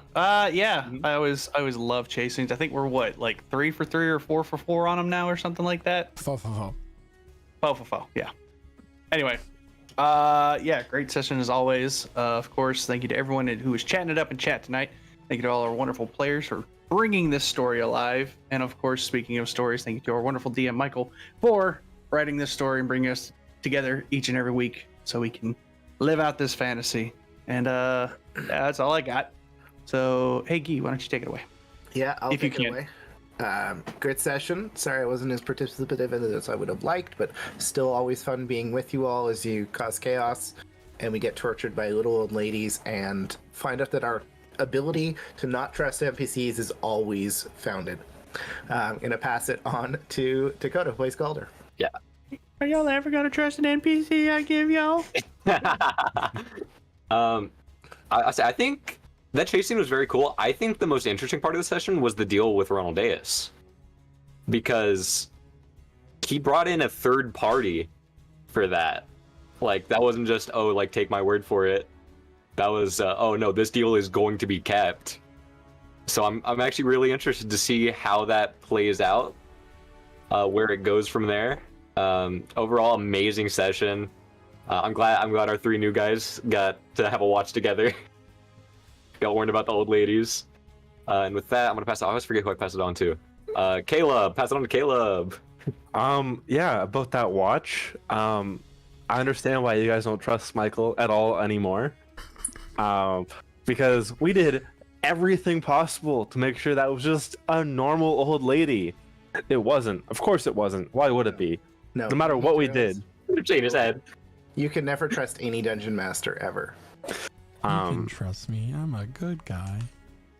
So I'm very quickly learning that Michael is evil and will always be evil. But you need more level of God. Next time you ask for a level up. There's a reason he won't let us play Chaotic Evil because he's the only one allowed to be it. He's chaotic neutral. Let's be honest. That's fair. That is fair. I mean, Yeah, it's been lots of fun. It was especially fun getting to have a side moment with just the three of us newbies. With that, I'll pass it over to Killian. Yeah, great session overall. I really love the mechanist thing, third party type. Like yeah, we're holding this oath. So fits my theme, and I love it. And I was really happy at this. This natural 20 came so good to tear down a building. That was so cool. So good. So good. Such a good crit. I had set Super such a strong high paladin. DC, and it was a freaking 39, Yeah. 38. Oh my We god. Putak just goes, let me hold this. I think that might be the highest skill check, Hold this door. like a flat skill check that this campaign, like this show has ever seen. By the way, It might be. What was the DC? it was a 20. Oh, So you smashed it by 18. That'll do. You realize he's a plus 18. He would have had to get a nat don't 1 look- to but fail. that's the thing. I don't look at your guys' stat sheets to decide like what a DC is Yeah. gonna be. I You I just think said that it. perfectly puts into perspective how strong he would be with that belt. Yeah. Anyway, Like with the DC being 20, like Yeah, for, like for Killian sure. finish his That's remarks. Yeah. Getting a chance to be the giant of the group is so fun. So I really like that. Even next to all the other things we had today, like just the new guys camping out and yeah, the trust. That's a thing now. But I'll give it over to Josh. Yeah, good fun session today. Really enjoyed that chase scene. Bit naff that they were resistant to charm. How rude of them. But I'll get the next creature, so it's okay. And I'll pass it back to Michael. I will say that Hero's Feast did save a few of you from taking a lot of damage. That poison save, you would take full damage on a fail. You would take 0 on a success, but if you did fail, that was going to be huge. So congratulations Love Hero's everybody on Feast. that, on Hero's Feast. And if you're just now joining us, we're ending our stream. We do have Prestige Encounters every Wednesday, or rather almost every Wednesday, at twitch.tv/lichsouls, which is this channel here at 8 p.m. Eastern Standard Time. So be sure to take daylight savings time into consideration for that as well. Yeah, we sprung forward, guys. Yeah. We sprung forward. And of course, if Unfortunate. you ever need an update whether or not we're having the stream or not, join our Discord. Yes, at lichsouls.com/discord, or you can just use the command !Discord in our Twitch chat for a direct link. Everyone, Or you can message Michael. He loves when you message him I privately. love it Oh, when people absolutely. message me. Don't message me. Especially when you talk to him about your trauma. Oh, yes. Actually, wait for the Anyway, weekend when he's super busy with work. It's the best time to get a response from him. We'll see you here Michael, next nowhere week for at art. 8 We'll p.m. see Eastern you. Standard Time as we continue into our 4th year of playing Dungeons and Dragons together, everybody.